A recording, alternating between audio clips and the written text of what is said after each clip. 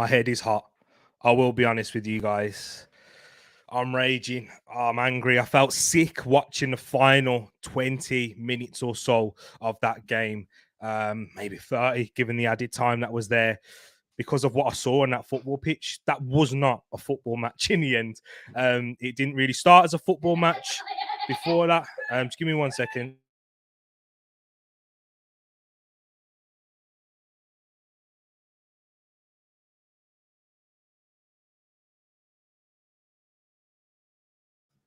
Sorry about that, people. Sorry about that. But yeah, seriously, this was not a football match in the end.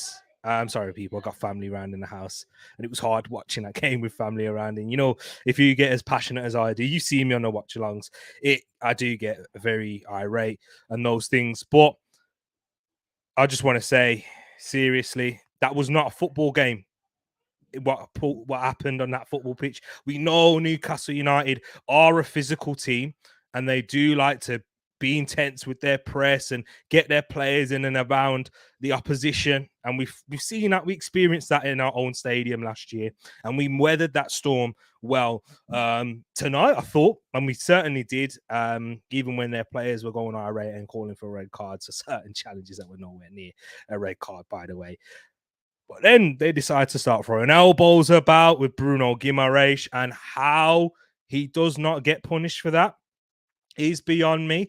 We have VAR in the game, and yes, we sit here and talk about VAR and always talking about how these incompetent officials are always just making blunders after blunders, given all the technology that they have and all the support, having assistants and VAR assistants, and they still don't listen to them. And we of course, each team experiences that. Liverpool, they were robbed in their VAR situation against Tottenham, and that's probably why it's even harder to go in a season unbeaten in this league, when games of such fine margins as this game was always going to be, because I thought it was two teams that are well organized, very physical and intense. And Arsenal defensively, yes, we can talk about the attack, and I'm sure we will once we get through the decisions in this game, and we'll start talking about the nitty and gritty and the actual things that we can control and some things that we can definitely improve on from what we've seen in our opening games this season.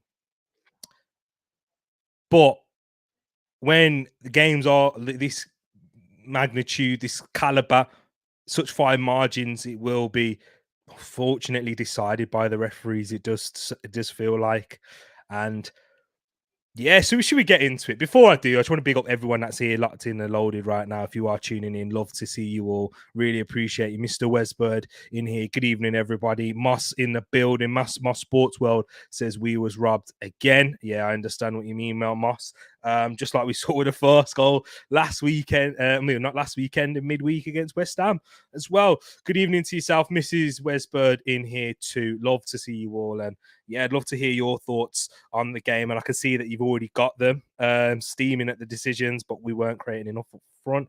Definitely. And we can delve deeper into the decisions and into our attacking woes, because as you can see in the title, in the thumbnail of this video, that I do want to speak about the attack and really about the central progression in midfield and our problems there going forward. Our Mr. W says our defense was excellent, midfield was fine, attacking wise, absolute pants. Definitely agree with you there. But let's talk about that decision. That first one, let me try and get an image. I'd love to try and get an image up here for you guys as quickly as possible, whilst chatting to you, whilst trying to make it as engaging as possible.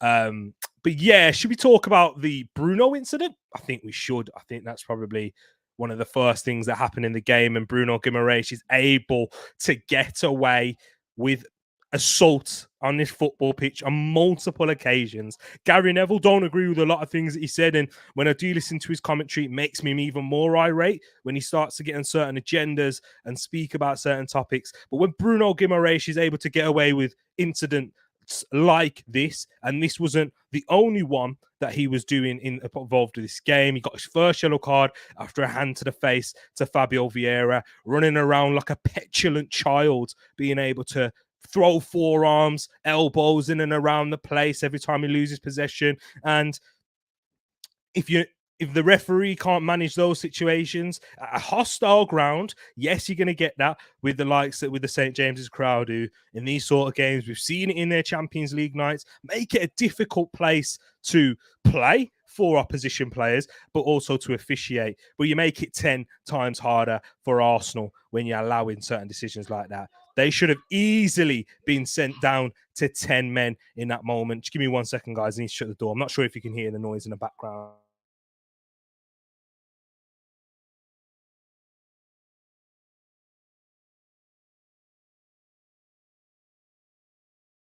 Sorry about that. The noise in the background is a bit like my head. It's just all over the place.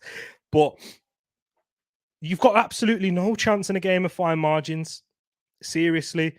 And the referee made a good decision with the Havertz yellow card, because when you initially see that, with the speed that he's going at and the time when he went in for it, looked like the referee's got a big decision to make there, pulled out the yellow card, and then seeing it upon the replay, it was. I've seen still images going around on Twitter saying, oh, this, that, the other. No, football's not played in still images, guys. And that's just an example.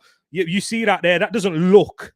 That looks bad in a still image. Watch the video and it looks just as bad. It probably, if not worse, because you can see the intent that he went with there going into that challenge. That's just to give you a taster of what happened. And then with the actual goal, for me, I wasn't even protesting mainly about the ball going out until I remember in a Manchester United versus Brighton game, Rasmus Hojlund scored. And the referee deemed that the ball went out of play when Rashford attempted to keep it in. And it was inconclusive. It was inconclusive to tell. But what you think is, with a lack of angles, a lack of technology to have a look, like similar to what we saw with the Matoma situation in the World Cup for Japan, you'd think that they'd err on the caution of doubt. And if there is any doubt, you might have to overrule that and chalk off the goal. And then I saw this. I mean, wow. That compared to Marcus Rashford's one, and I wish I had the image of that one there, that one looks more conclusive to rule out. And then following that, the two arms in the back of Joelinton. And we've spoken about jumping and natural movements that happen in the Chelsea game, and Saliba was punished for that for handball. But when Joelinton is able to put two arms at the back of Gabriel and get away with it, and then there's another offside check that is in there, which is inconclusive to tell. And once again, I'm going to go back to the precedent that these referees set to that Arsenal versus Brighton game, which is 2 seasons ago now, where Martinelli's goal was ruled out, or Arsenal's goal was ruled out because of I'm just guessing where his foot is, and I'm guessing that he's offside, and rule out a goal for that reason rather than letting it stand. So these are the precedents that they've set, and we've never received an apology. We've never received an explanation in regards to that. But my problem was, I thought there was a foul in that situation. Two arms in the back.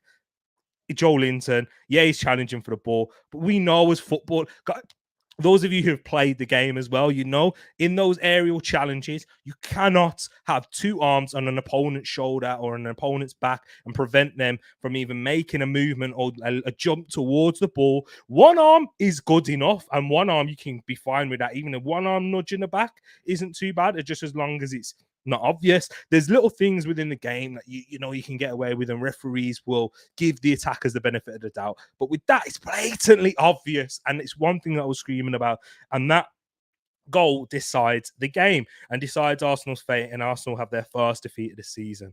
There's other reasons why Arsenal weren't. I don't think we were good enough to win the game, of course. I mean, I don't certainly don't think we was bad enough to lose. And hey, probably Chelsea fans and those of you who are thinking or watching neutrals, hey, you were fortunate against Chelsea to go away with there. But I don't think we got any fortunate refereeing decisions in that game that went to our favour. We made our own fortune there by capitalising on Chelsea's mistakes. So it doesn't always necessarily say, hey, you got fortunate against Chelsea, you got the point there, you didn't hear. It doesn't work like that, guys. It doesn't work, and it shouldn't. And you should be losing games by your poor performance or by defensively being not aware, making mistakes. And there were mistakes that led to that goal, but ultimately the goal shouldn't have stood, in my eyes, and my thoughts and opinions on that there. Just before I get into the comments, and I'd like to hear your thoughts when we talk about the game as well as we talk about other points and elaborate a bit deeper. Make sure you smash that like button as well. But I definitely need to speak about the midfield issues that we are facing, guys. I've spoken about the hot contentious topics. I'd love to hear your thoughts. We'll probably go back into it because that's probably where most of this match reaction is going to be surrounded by, because unfortunately, that's what these things tend to do. But our progression through midfield to get from the thirds of the pitch, especially in that middle third, the second third, where we have Declan Rice in there, Jorginho, it's not good enough, essentially. And we are seriously lacking some creativity. When we talk about the starting lineup, this is something that we was definitely worried about as a fan base, with Martin Odegaard not being fit and available here. Because Newcastle, very strong, resolute, organised team. Eddie Howe's done a fantastic job, and they definitely pride themselves upon their defense and defensive structure out of possession. And it's a difficult place to go. And Odegaard's goal, his first goal last year, broke the deadlock. His little bit of ingenuity, he's created, you know, the bravery to take that shot on, and then the accuracy to score as well. But what we also get from Martin Odegaard when he's at his best and on form is that close control in tight areas, linking up in that right half space with Bukayo Saka, even though that's a topic of contention within the fan base too, because a lot of people want to see him move over to that left-hand side and let Saka work with Ben White. And I think we kind of saw even today that Bukayo Saka wasn't able to have his best game. When he cuts inside, he lacked that option. And Arsenal don't elect to cross the ball. Especially in the land of the Giants, where they've got Fabian Schär, Dan Burn in the first half, and Jamal Lascelles, who will eat them crosses up for dinner. Eddie Nketiah isn't someone who we know as an aerial prowess. Yes, he's a fox in a box, and if there's loose balls that fall in there, he probably gets to it quicker than most and latches upon them and scores and can put it in the back of the net. We've seen that for his first two goals last week against Sheffield United. But outside of that, Eddie Nketiah doesn't drop back like a Gabriel Jesus. So we miss Martin Odegaard's creativity and his technical ability within the tight areas, and Arsenal in the transition, progressing it up quickly, playing those incisive passes when the space is there. We haven't seen it often because Arsenal have been a lot slower in their build-up, but in this type of game, you can see that in the first half, Arsenal were trying to progress it a lot. Declan Rice was fantastic and he was carrying the ball, but we didn't have that other option. Kai Havertz, by the way, I thought he played well. I did think that Kai Havertz played well in and out of possession. He looked a lot more to take more risks, putting crosses into the box, looking a lot more aggressive. And we saw that when he made that challenge. And let me know your thoughts on Kai Havertz, because I do think people might be clouded by their judgment of the player and what we've seen in previous games. But I did think I saw a little bit something different from Kai Havertz, but he's not what Martin Odegaard is. We know that. And I was it wasn't an outstanding performance, don't get me wrong, but I was impressed, and that's an improvement from what we've seen of recently from Kai Havertz. But it's not good enough for what Arsenal lacked in that game in terms of creating opportunities, central areas, and it's not just because of Kai Havertz. I think the player profile stylistically don't work well with Eddie and Nketiah. These are two players that predominantly want to be off the ball, want to be making runs into the box, late runs from Kai Havertz,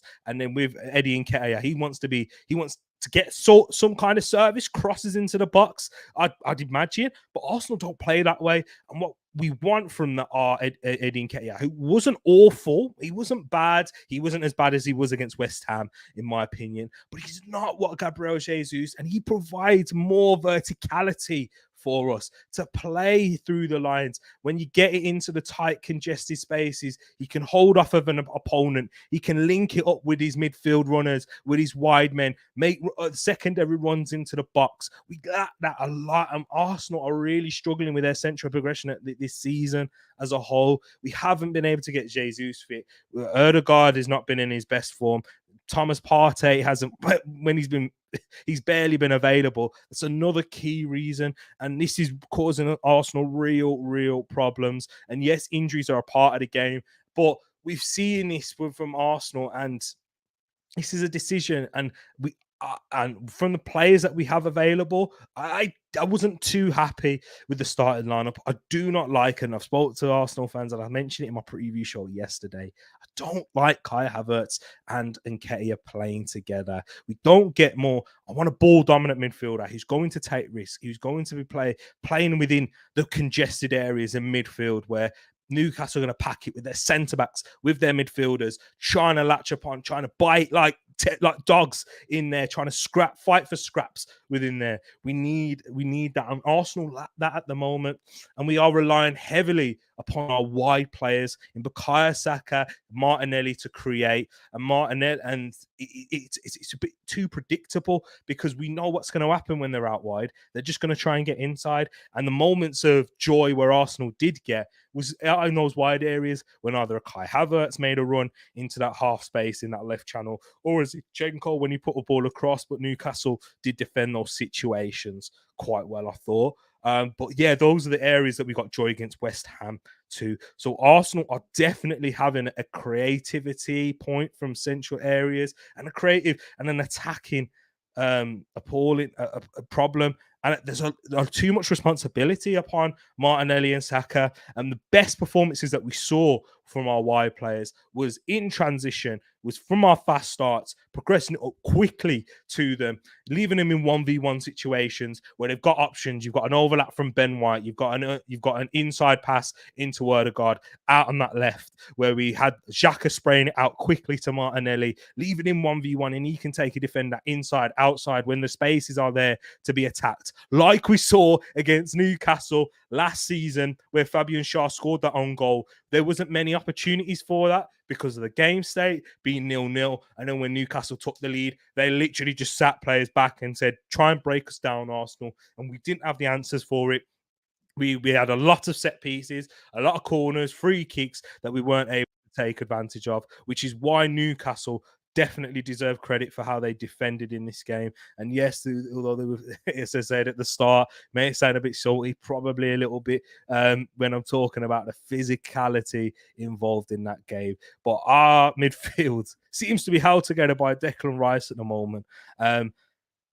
And yeah, I want to get into your thoughts in the chat, and then I've got my brother King here as well. But I will be getting into, we'll get you into here in a second, King. Don't you worry about that. We definitely will for sure. I just want to see what the people are saying first, and then the platform is yours, and then we'll have a proper dialogue on Arsenal today, the game, and the key events, and what we mean you've spoken about on Twitter, on the timeline, or in the messages and the DMs talking about Arsenal's issues. Because yeah, definitely I want to have this conversation with my bro King here. But let's see what we're saying here, people. Gabriel, 2 hands shoved by Joe Linton, dirty Brazilians, because Bruno Guimaraes, yeah, should have got a red. Could have had a few reds in this game.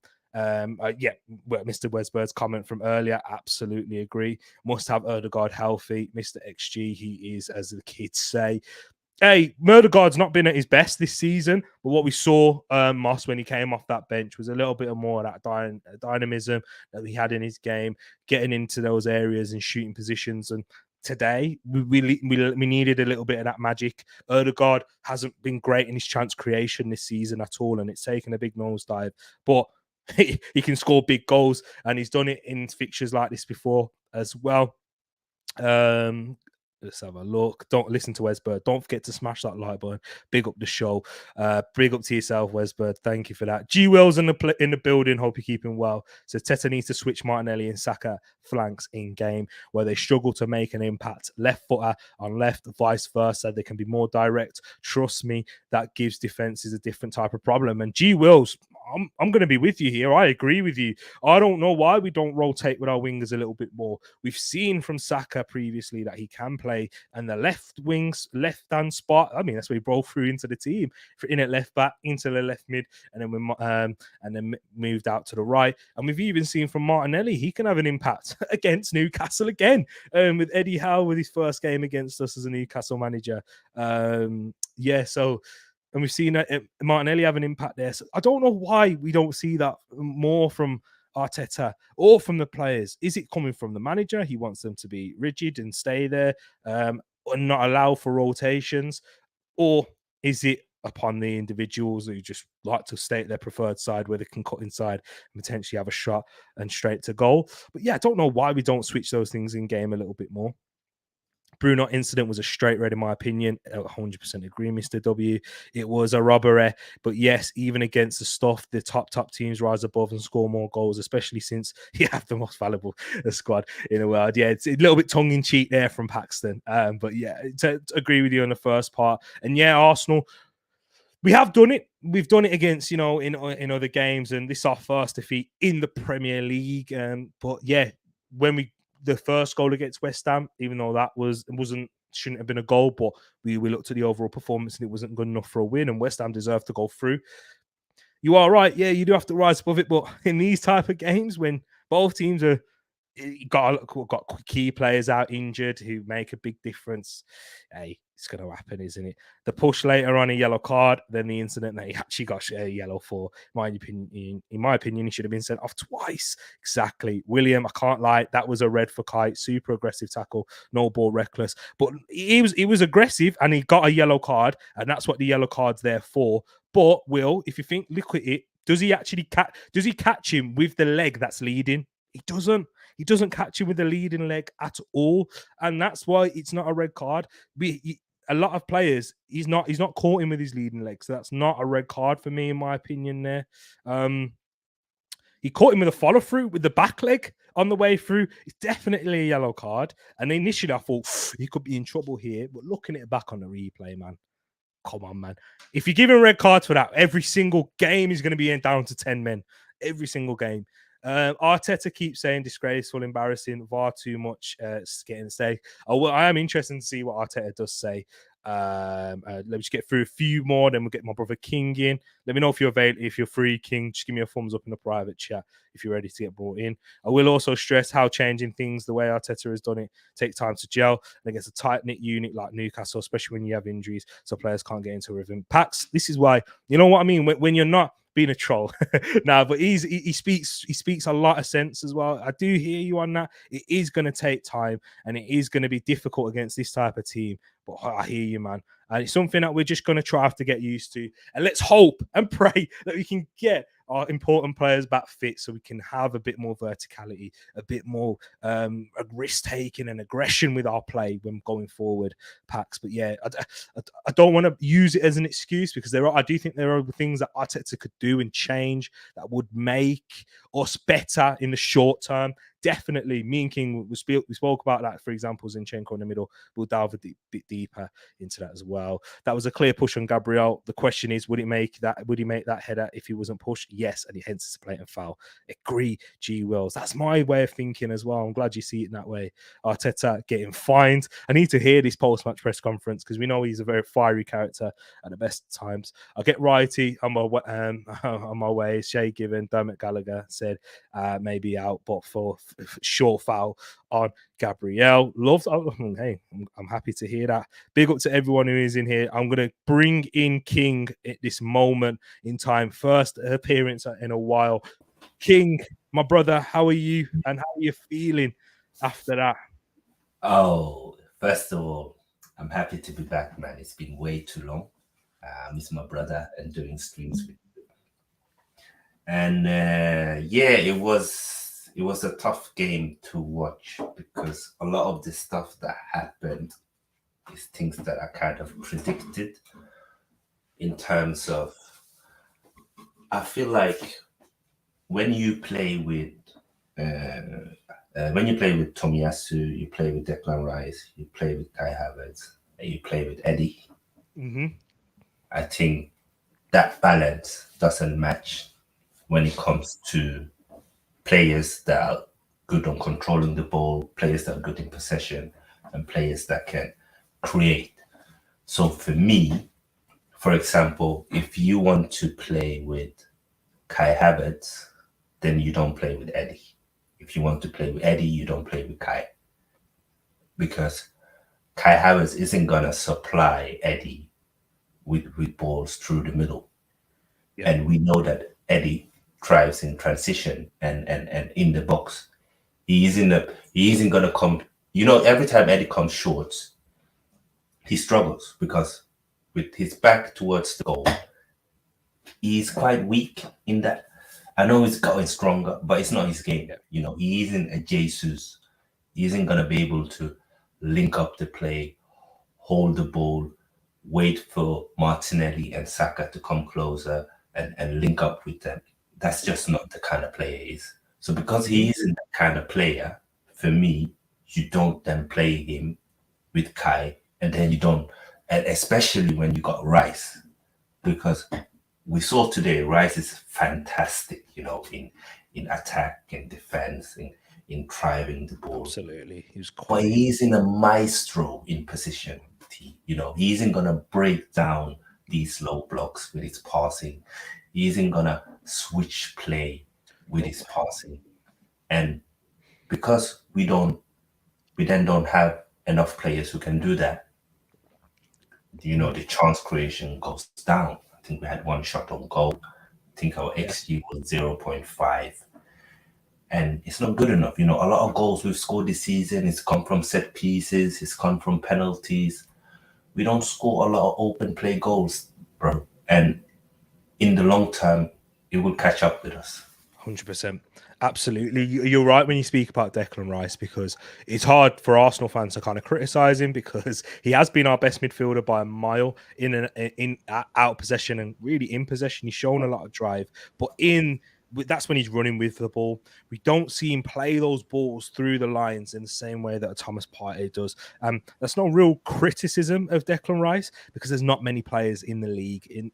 That's why Arsenal fans were touting Thomas Partey as the best defensive midfielder at one point.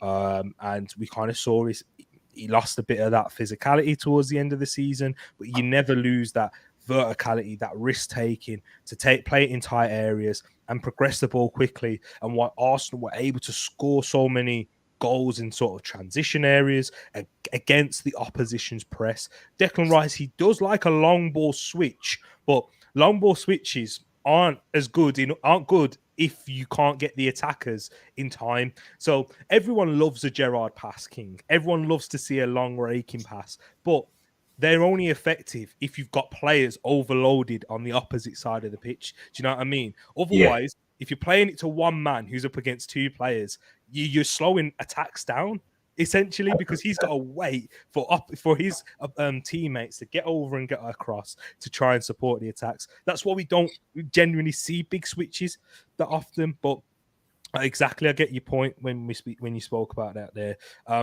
What changes would you make? Because if you was Arteta, given the current state of the team, is there any changes that you'd like to make or adjustments? 100%, 100%. First of all, I would play Kai Havertz as number 9. I think when you got a goalkeeper like David Raya, who's good on long balls, when you don't have Jesus and you want to make sure that Martinelli and Saka are active and in the game, you play Kai Havertz. He's the target man, he's the link man. And then I would play Zinchenko in midfield because you can say what you want with Zinchenko when it comes to his defensive ability.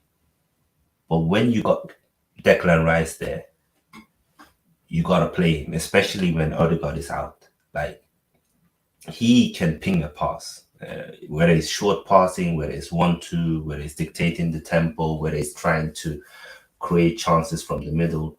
Zinchenko can do that. We've seen it. We've seen him do that.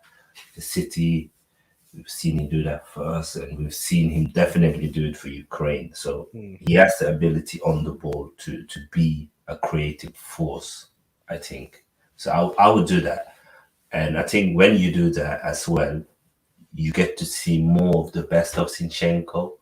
And then you got that cover with Tomiyasu and Rice, who can cover for him. Look at these two. I know. Look at him. Hey, he's got access, because of admin on my channel. Big up Richard JC.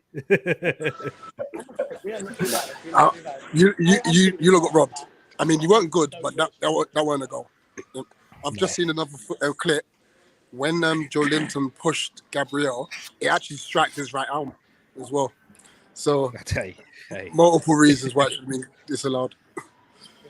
See, I'm glad that you said from a neutral perspective that you're saying that, because it can just look like that we're being hot-headed, looking for an excuse. But hey, big up my bro Rich, big up JC. You man got the 3 points out away there at Burnley. Of course. It's the Jeffrey surprise. Exactly. Hey, we'll leave you to it. We were just trolling in the comments for big up. I know what you man are like already. Don't worry. King do the same thing. Nah, love to my Palace man. Then have a safe journey, man. In a bit. Yeah. But carry on, bro. Yeah, I definitely agree with what you're saying there with Havertz and Zinchenko. Was there anything else that you wanted to say? Yeah, because and also I feel like sometimes, I think I understand, like, our fullbacks. Yeah. They can become quite predictable in what they do in the final third. And we don't really have like a Trippier or Reece James or even Trent before, or even like a Livramento. And I feel like sometimes in certain games or against certain oppositions, especially because we want to create a lot from the wingers, we could do with an overlapping fullback who's a bit more creative than Ben White, because none of like Ben White, Tomiyasu, Zinchenko or Timber, you wouldn't really class them as a a really attacking fullback. I know that Ben White has become better at it, but it's not his A game. Yeah, if you know what I mean. And we definitely don't have it on the left.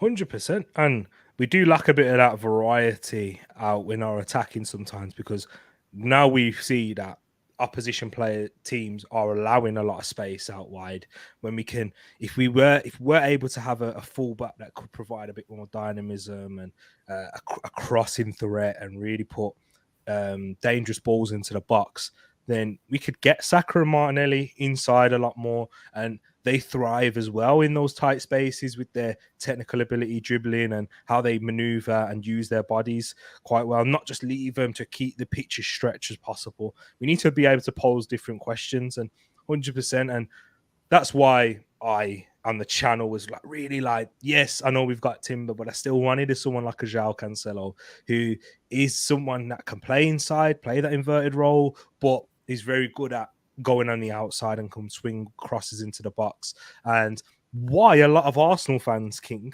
have been asking for the likes of Ivan Toney, who can bring us another option where we can just cross the ball into the box. He's very good in the air against the opposition. What are you thinking in terms of that as well? And then we'll get back in terms of some of the things and the players within the game. What about you? Do you think we need a different option up top? For me, my stance with the centre forward is that no matter who we got up top, we got to sort out the chance creation.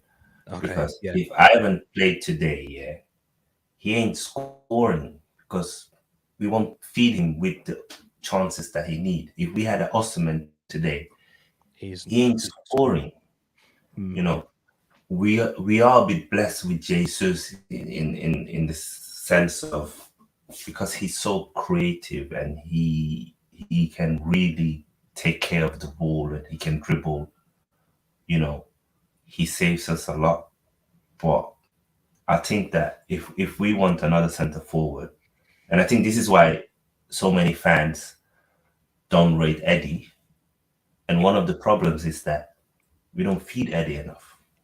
I think if Eddie were playing in a system where we were more creative, he would be scoring more goals because he can score goals, Eddie. He got that sense, you know. He's a bit of a fox in the box kind of centre forward, and he can run in behind as well. And we've seen him score. But for me right now, our biggest issue isn't just, we need a centre forward. We need to be able to create more. Yeah.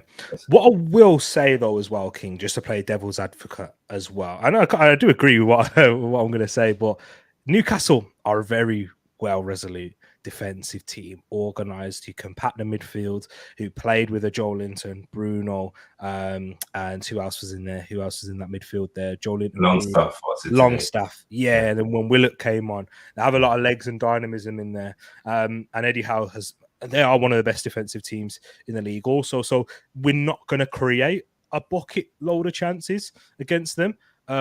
Manchester City, the joy that they got against them earlier in the season was, again, through transition. Having someone like a Phil Foden who was playing central in that game and is able to weave through opponents in tight areas. So I will give us a cut. It's hard because when we're talking about this, King, and when you're mentioning it, it's not just about this game. 100% agree with you. And there's opponents that we should be breaking down and creating more chances against in those games. But just in isolation for today, I will give Newcastle credit. They're a difficult team to break down in that sense. And where we need to be trying to create our chances is quickly in the transition.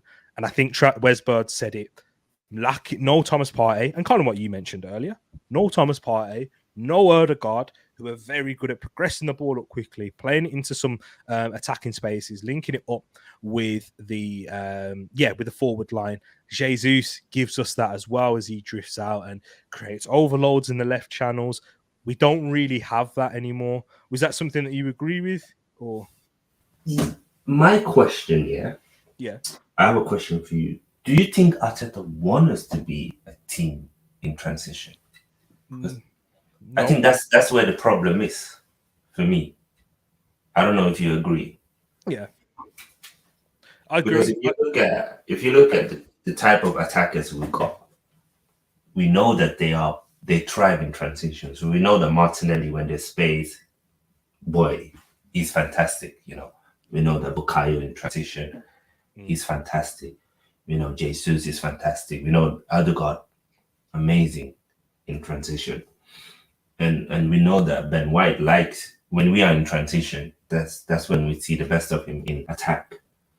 But I feel like the problem is that Arteta himself wants us to be a team that controls games, that slows down the tempo, and makes sure that everyone is in the correct position. So in case we lose the ball, teams will not be able to hurt us like they were in the past. So it's like a give and take relationship.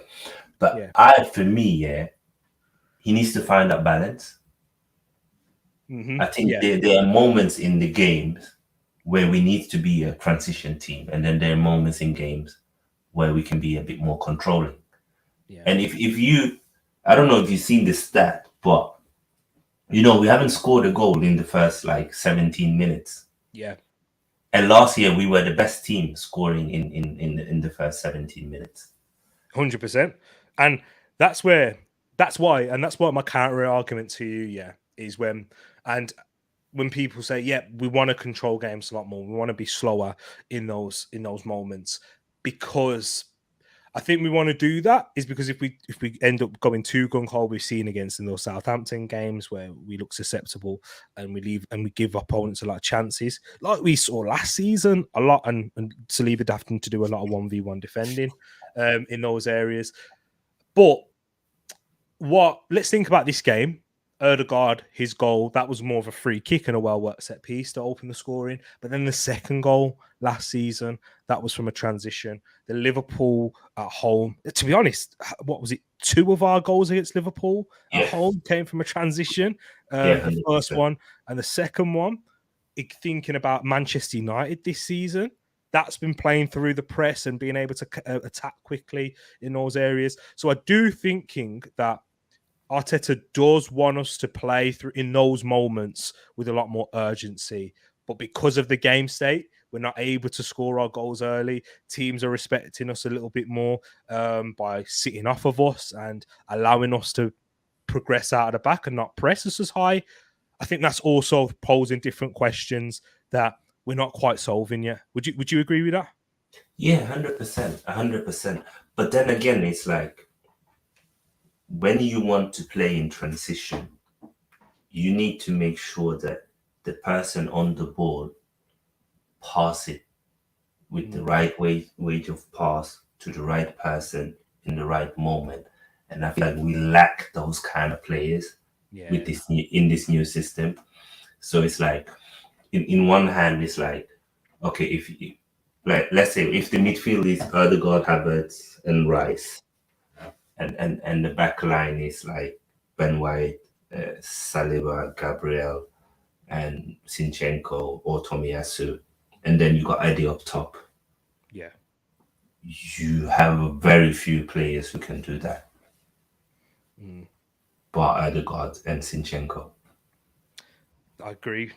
I do agree with you in that sense. And when I look at our rivals, Manchester City, they have their Bernardo Silvas, Alvarez in and around there, and they're very good in all phases of the game, out of possession, in possession, in transition.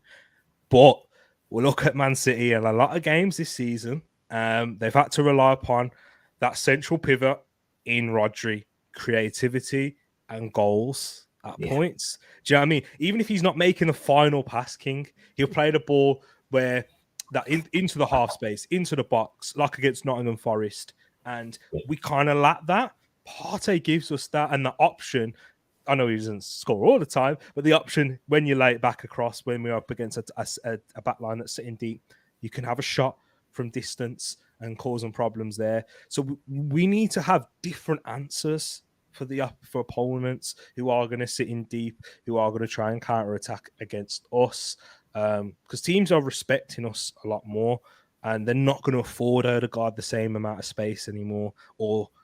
Teams barely let Saka get a lot of space out there anyway, because you see them triple team, but they're packing the midfields, and we're not managing those. And we shouldn't be at this stage in our rebuild, King. In this stage of our development, we're trying to win the trophies. We've got one player or two players out in an area where it's corners, penalties. That's what we're hoping for. Do you know what I mean? So this is where I think we have to be a bit critical of Arteta in his squad building, because Fabio Vieira, he's meant to be that player. He's meant to be someone who takes those risks, playing in those tight areas, helping us when we are a goal down or we need to get a different option on the pitch to support for Odegaard. He's not at the level. And again today, King, coming off the bench, not good enough at all. No, I think for me, Mikel, if we look at it like Fabio Vieira and Kai Havertz has cost us £100 million, approximately. Yeah. We could have spent that money much better. And Absolutely. not every good player has to be expensive. Like, for example, Madison, what is it, 40 million? Szoboszlai, how much did he cost? The less than Havertz, it's about 60. Yeah. Like McAllister wasn't expensive. Like, you can find good footballers that can improve this team. That is a less of a risk. I mean, even if you give the benefit of the doubt of Vieira and say that, yeah, sometimes you need to take a risk on a gem because we're Arsenal Football Club and we ain't going to spend 50, 60 million on every player, then why take a risk on Kai Havertz?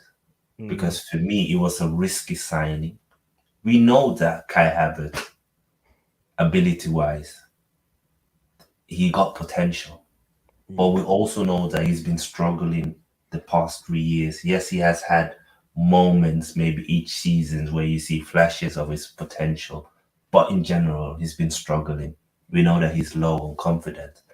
And we know that the maintenance cost, like, he's one of our highest paid players. That's something that's not even spoken about a lot. But he's on like 280 or 270 a week. That's a lot of money. Big fee coming from a rival, big pressure.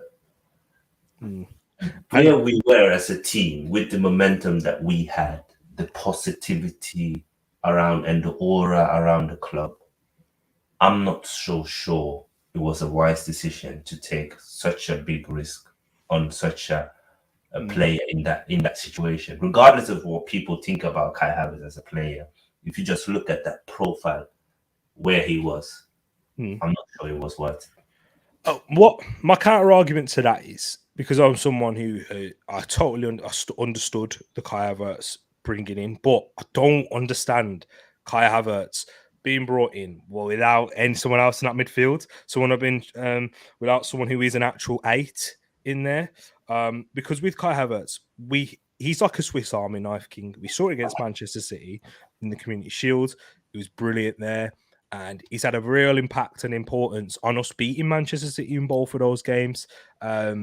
In terms of what he can give you there, you can go long direct to him. You can play it short. He's a bit like a Fellaini with a bit more technical ability in that sense. That's the best way I describe him. He's a bit. You can move him around. You could put Fellaini in a defensive midfield position, and he'll do well there. You could put him up top, and he will do a certain job, and he may get you some important goals.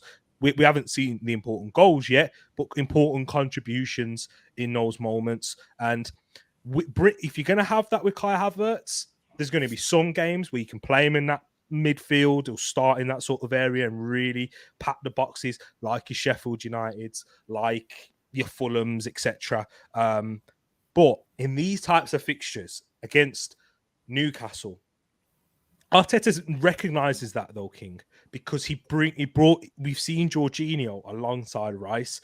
Jorginho, I'm sorry, in today's game, with the physicality, the intensity, and a lot of running that you need, we should not be relying upon him in that sense. And we're lacking that dynamism again through midfield. Who maybe Charlie Patino might be that next season, but you don't want to be looking at him and saying, Charlie, you're going to have to fix our midfield next season. No, we needed someone of the mold, not exactly this player, not a Frankie de Jong. We've got a defensive destroyer in Rice, and he's fit almost every game. So you don't really, it's not like Partey where you needed a backup, where you needed Jorginho for Partey. You've got someone who's going to be available. Now, the next thing is someone that you can go to a 4-2-3-1 or even a 4-3-3, but as a proper 8 and someone who's a box-to-box midfielder. Man City last season, who was that man, King? Okay, Gundogan. In that situation, late runs into the box, drop him in deep next to Rodri. Against us, they played with 2 holding midfielders, Rodri and Gundogan. Bro, that's a problem within our squad building and why we're in this situation. Do you understand what I mean when I'm saying about that with Kai Havertz? Like, I don't look at him entirely, but I hear your point, and this is for me arguing with you again, and probably arguing my own point. Hey, why spend 65 million if you know you're not able to do that? especially with the FFP issues that we have as well, because obviously we would have bought Raya if we had enough money. Yeah. But I think it was also a combination of the team expected us to do more sales. We have to be fair. They were expecting us to get money from Samuel Lukonga, from Kieran Tierney. Like they were expecting Nuno Tavares. They were probably expecting us to get at least a 50 million for them three combined. And I think the fact that we didn't get anything other than loan fees for them three put us in a situation where we couldn't buy a midfielder. But then again, it goes back to before spending 65 million on Kai Havertz, make sure you got enough money to get your number 8. And then Kai could be the icing on the cake in case we sell the other assets. And but the deed has been done. But then again, if we look just solely on the midfield line, we were a title contender last season, yeah. We go into the season with, we know that Thomas Partey is injury prone. We know that Smith Rowe is injury prone. We know that Mohammed El-Neni is not up for it. We know that Jorginho is limited. He can have he should have a role, but it shouldn't be too big. And then it's like Rice is 30, Odegaard is 30. There's a lot of question marks in that midfield. And for me, you know, my view on midfield for me is the most important in the team. For me, is everything. And that's why I have so much love for Rodri. I think he's the best player in the world, potentially. I've said that for time. And Mikel and Edu were both midfielders, both intelligent midfielders. Did they get it wrong? Did they? Exactly. I think we've got enough evidence now to say yes in regards to that. Yes, they've got it wrong. We are missing a big profile, and I asked you the question earlier in the week. What's the most important? And I agree with you. Is in that midfield. That is what we need to be looking at in January, even more than a striker. Everyone's talking about Tony and that, and I think Tony's an upgrade on. I mean, it's an obvious upgrade on Eddie Nketiah. Let's be honest, like in terms of what he can bring, and that's no disrespect to Eddie, but as you said, what's the point getting a striker? We're not going to create chances. Man United, I've heard Man United fans say that all for ages. What's the point in blaming our forward when we don't put anything on the plate? And we're in that moment where we're not creating enough for our striker. Before we go on to other topics, where's Mr. W asked a bit of good question here, because with the goal, and we haven't. I mean, I think you agree in terms of the. Well, I'll ask for your opinion actually on the decisions, but also onto that, are we going to discuss Raya flapping like a seal, missing the cross for that goal that shouldn't have stood? I mean, it's a problem, yeah. So everybody knows that Ramsdale was the number 1 keeper, and then we got Raya. Raya's come in and he's been hot and cold. And the problem now is that every time one of them do anything, it's going to be magnified and it's going to be scrutinized and it's going to take a lot of attention. And I think for Arteta, because when we had Leno in goal and Rambo came and it was such a success, I think for him, he was expecting something similar from when we got Raya, now that we had Rambo. Yeah. But the problem is that I think he miscalculated how much the fans and the media likes Ramsdale. Ramsdale is a very likable figure. And the media and the fans don't like the fact that Ramsdale has been number 2 without any really valid reason in terms of how they look at goalkeeping. Okay. So what do you do now? Do you keep on playing Raya, keeping him as a number one, and every time like today there's a mistake, the discussion is gonna go back. Was it right?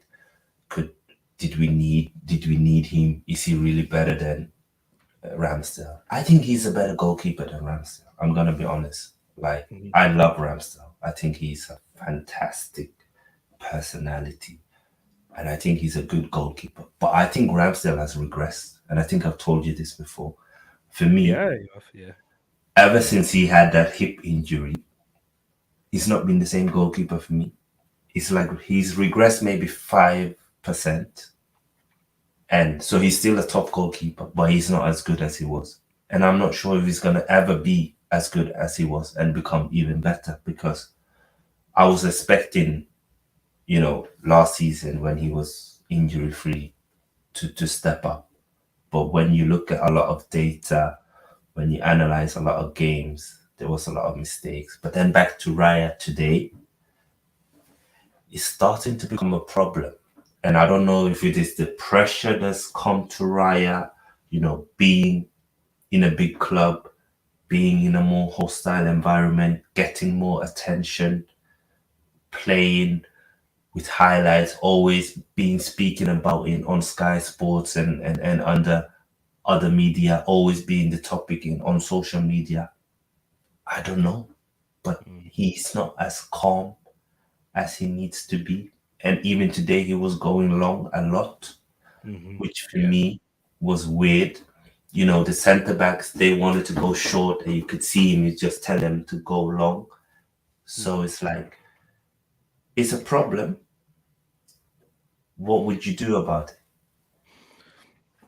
With Arteta, if I was Arteta, you have to stick with it through now. I think you do, because of what you said with Ramsdale and what you've set the precedent down there. And I think we saw in the West Ham game the reasons why David Raya's been brought in. And it's not because Ramsdale doesn't have the ability to do what Raya does, because we've seen it, as you said, in the first season, before he got that hip injury, which was before the Liverpool game, I believe.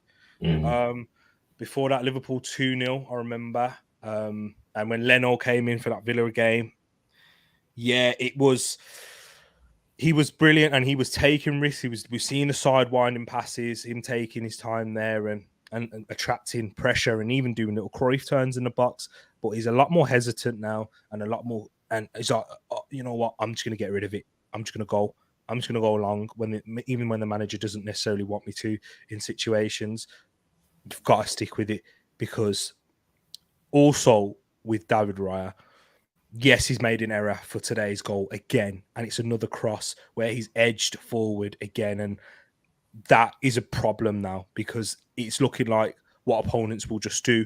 If you just get that ball deep, get an opponent there, you can even get a first shot off and score in those moments, which will cause us a problem.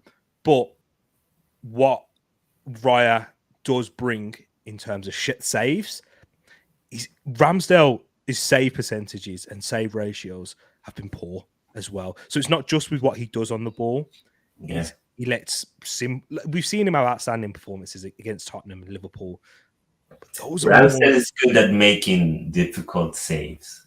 Yeah, but he's not easy good. saves. That's it. Yeah, the easy saves, the fundamental saves that he has to do is something that he's consistently not been doing for the past 2 seasons. Yeah. And exactly. You know me, I've spoken to you about it in private, because I know that he's such a controversial person to speak about, because we hold him so much to our hearts. And it's so easy to remember the spectacular saves, because he does do them. And sometimes he have these match-winning performances where you be like, oh my God, Ramsdale is amazing. But he's shifting in too many goals for too long of a period. And I feel like he's almost become our, was he Raul Bravo who Pep got him first, and then he got Edison? Yeah. The problem is now Raya has to become the Edison. And I think he has the potential. I do think Raya is a very, very capable goalkeeper. But I also do think that sometimes when you go from a Brentford where everybody loves and rates you and you like clearly it's like you and Ivan Tuna are the two best players and everything is so focused on you, and then you come to London, to the inner city, to Arsenal. And this isn't Arsenal when Ramsdale come. Now this is Arsenal title contenders, Arsenal in the Champions League, Arsenal with big aspirations, Arsenal with star boys, Martinelli, Saliba, Declan Rice. Like it's a total different environment. And maybe he wasn't ready for it at first. But as you said, like this is Arteta's guy, and he can't go back. I know he said in the media that he's gonna make substitutions in the 60th or 70th minute. Oh, they're gonna fight for it. It's to number one. Nah, it's not true. Like you will not change your goalkeeper in the middle of the game unless he's injured. Yeah. I hear what you mean. Totally. And what I would say to that in regards to the Raya thing, one thing I just thought of, bro, what we sort of forget as well, because he has been in the Premier League for a while now and he's a highly rated goalkeeper at Brentford, but it's a completely different style of play that Brentford ask and demand from their goalkeeper. So maybe in a way, not because let's be honest, apart from that goal and his role to play in that, not just him, I thought Gabriel Bedwhite certainly had a big role to play in that and could have defended a lot better before the cross came in. But with his on the ball and ability and when he was put under pressure with the ball at his feet, I thought he was excellent today and there was no errors. Am I right in saying that? Is there one that you can remember? I think that's a big improvement from what we've seen in other weeks. And we need to remember that, yes, he's played in the Premier League and he's 28, but he's coming into a different style of play where Arteta is seeing this. You've got the ability, a bit like with Ramsdale when Ramsdale came in, because he wasn't playing that style of play at Sheffield United or Bournemouth. It wasn't asked to do the things or play anywhere near as high up the pitch as he is now, in possession and out of possession. So it's a little bit of a settlement period for someone who never had a pre-season at Arsenal. Do you see where I'm going with that? No, I hear that. I totally agree. Like at Brentford, it's a lot of ping balls to Mbemo, to Ivan Toney, to it's like a lot of long balls, and people don't pressure Brentford like because they know they're gonna go long. So 100%, you can see that it's new to him, and he's getting more and more used to it. It's a transition thing. It's gonna take a bit time before we see the best of Raya, and I think also because his character as a person is very different to Ramsdale. So fans are gonna be biased towards Ramsdale, and when you are not performing 9 out of 10 or 10 out of 10 or 8 out of 10 every week, people are gonna notice that. So even if it is a good 7 out of 10, it's like, yeah, but Ramsdale can give us 7 out of 10. So it's interesting. All I got to say to Arsenal fans, just have patience with Raya, and whoever plays, we're gonna have a very good goalkeeper. And in the end, that should be a blessing. Is working at Brighton. It could work here. Just gotta have a bit more patience, I think, with that situation. But yeah, exactly that. And just what we'll do to kind of wrap up, and Wes Bird, you've led me onto this.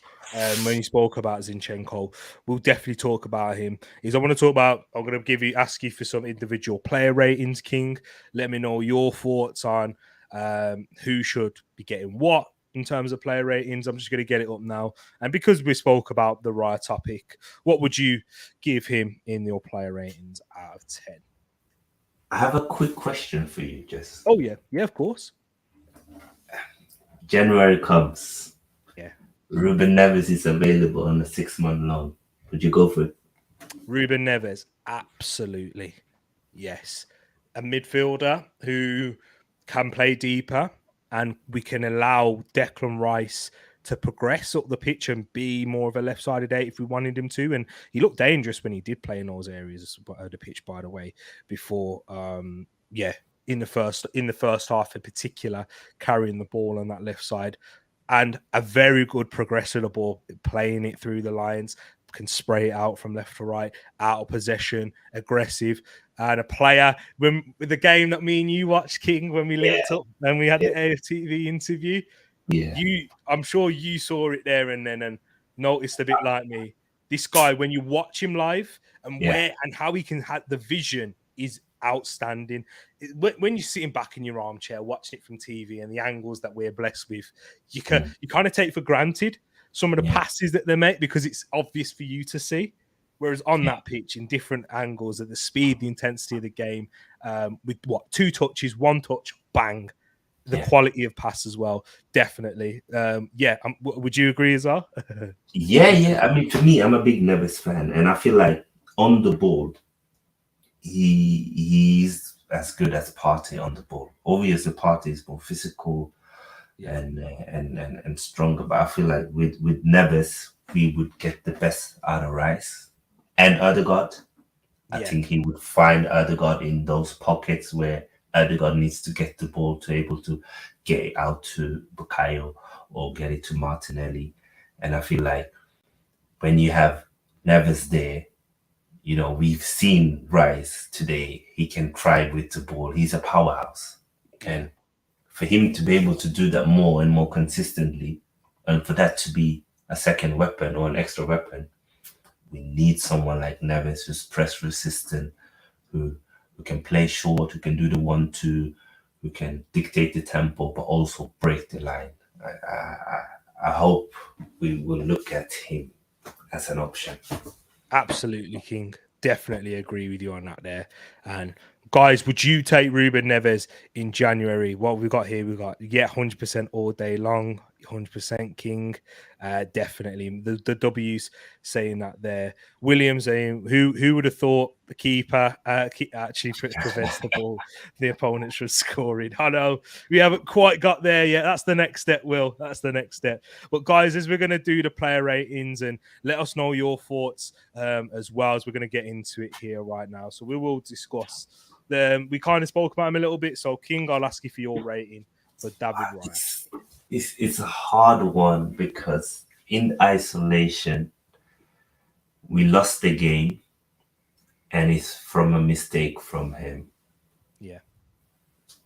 Other than that, he had a strong game. His distribution was good. But I think, I can't give him more than a 4, unfortunately. Really? Okay. I wanted to give him a 6, but I feel like the goal drops it down. It's not the first time either. That's why I wouldn't give him a 3. I think that's very, very harsh. But giving him a 5 means that he was okay, but we lost the game. Yeah. So, I'll take it. I'll take it today. We lost the game. I think overall, I know it's hard. It's always easy to say. Oh, if you look outside of that, I thought it was quite good. I would have said a 6, maybe a 5. It knocks it down to with the goal. But yeah, I hear it, and it's a big moment. Yes, the referee should have done better, but always look at what you can control. That's what I always say. Focus on what you can control, not what you can't. And Raya should have done better with that one. And another player who I thought could have done better with the goal was Benjamin White. Jorginho gestured towards him. I saw it in the still image that he should have pushed out. He should have pressed. Get out there. One criticism I always have of Ben White, sometimes he's very slow to stop the cross and get out to the player that is out wide. Always happens with Rashford, it feels like. But I just want to speak about Ben White overall. I think he's regressed a little bit in the past few games. I think he's lacking energy. And this is someone who plays a lot of games, and he has done since he signed. He plays every game without injury, without an injury that's known to us. And Tomiyasu is someone that we wanted to rotate with last season, and he had to play a lot of the games towards the end because of Tomiyasu's injury. Timber's been brought in as another versatile option that was seen to be able to give the likes of Ben White a rest, and Arteta took him off. King, do you agree with me on this? That we've seen a dip in his performance levels, and my big thing is because I think he's playing too many games. Yeah, I hear that. For me, I'm a big fan of Ben White. I think in general he's an underrated player, but I hear you 100%, bro. He has regressed. And there was a few situations today where I felt like he was just ball watching and he was letting the attacker get into dangerous areas. It was just that Saliba was very alert, and I was worried that he was eventually gonna punish us, and he kind of did. So yeah, I feel like with Ben, I don't know, something is off. I'm not sure if he's played too much. I'm not sure if he's carrying an injury or a knock, but he's definitely not playing at the level we know he can play. It could also be the system where he's in different zones and area now versus where he was last season. I don't know, but I expect more from him. Surely, I expect more from Ben. And this is also why I was saying, like, we could have done with another type of defender. Absolutely. It's a different defender, out wide, overlapping fullback, dangerous threat. Ben White, final third. Like a Estepinian. Yeah, who dominates on that right side, a left-hand side, all by himself, really. And when Matoma comes in, drifts inside, and he just attacks and bombs. We lack that. You're all right. We lack that bit of that from fullback. Because with Ben White, he spoke about it in an interview. He says, when you play fullback for Arteta, you got to be a defender, you got to be a midfielder, you got to be a number 10 sometimes in the half space, a little bit of a winger.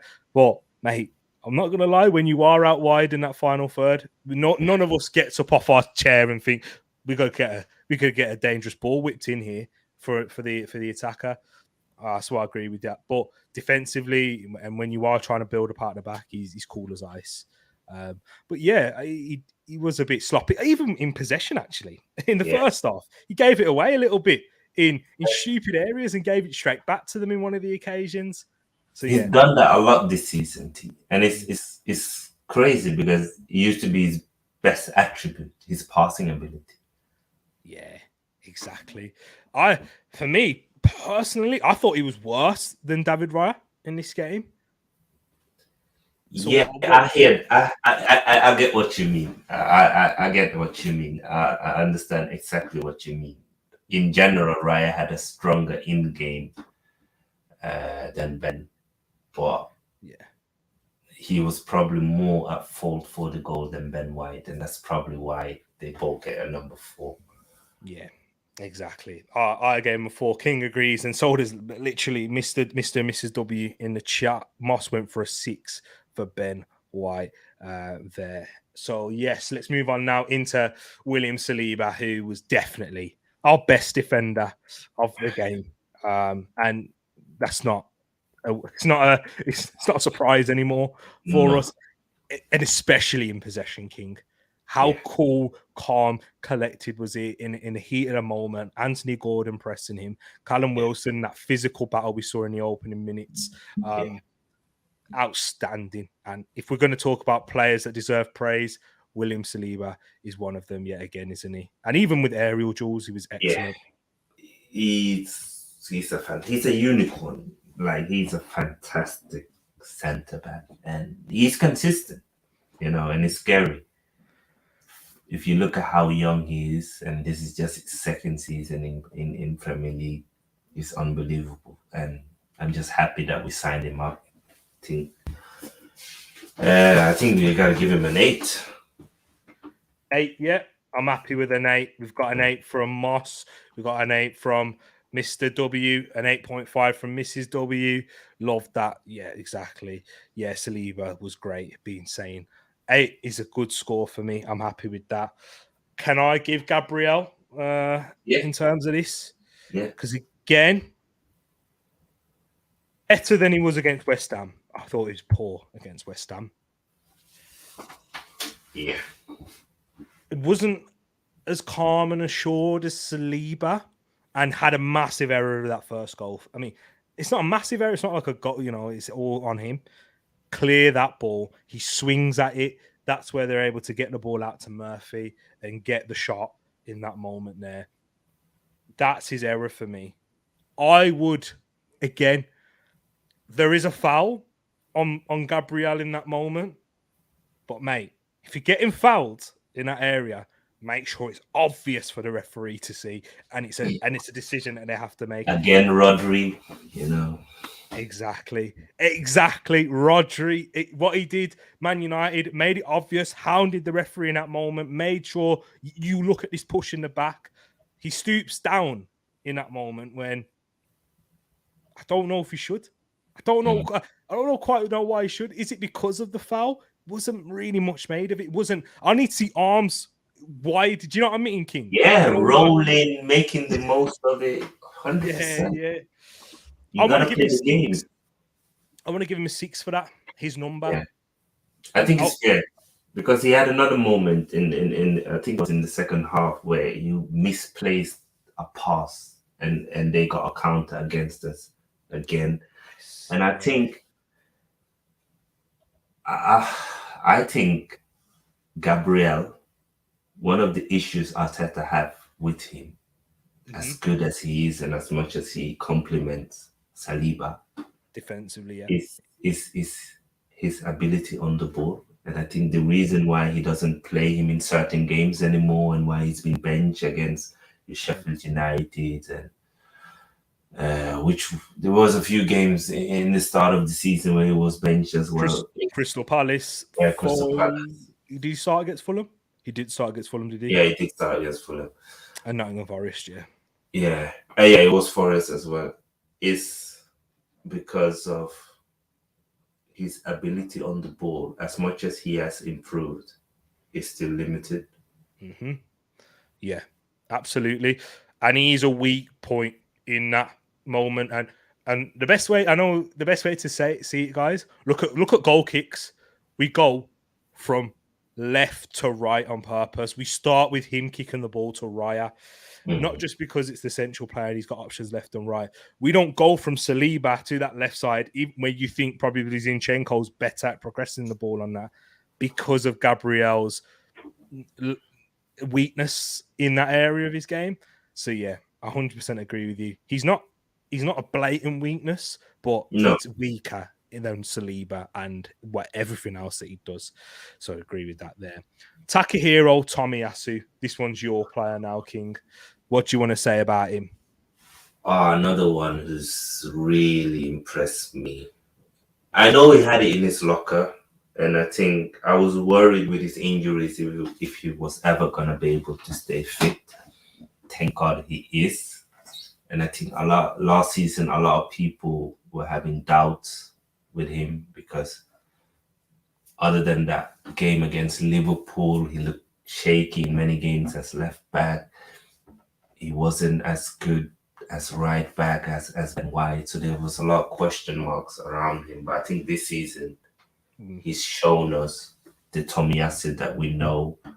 And he's even evolved. He's more comfortable on the ball now. He's starting to find those areas and building the double pivot in the midfield. But he's also progressing well on the ball. He looks comfortable running with the ball. He does, and yeah. It's good to see. I like Tomiyasu. He's a good footballer. He's a proper defender, but he's also modern.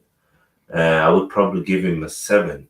Yeah. And I think when you look at these scores, you see a lot of high scores in the defense because I think in general the defense was good.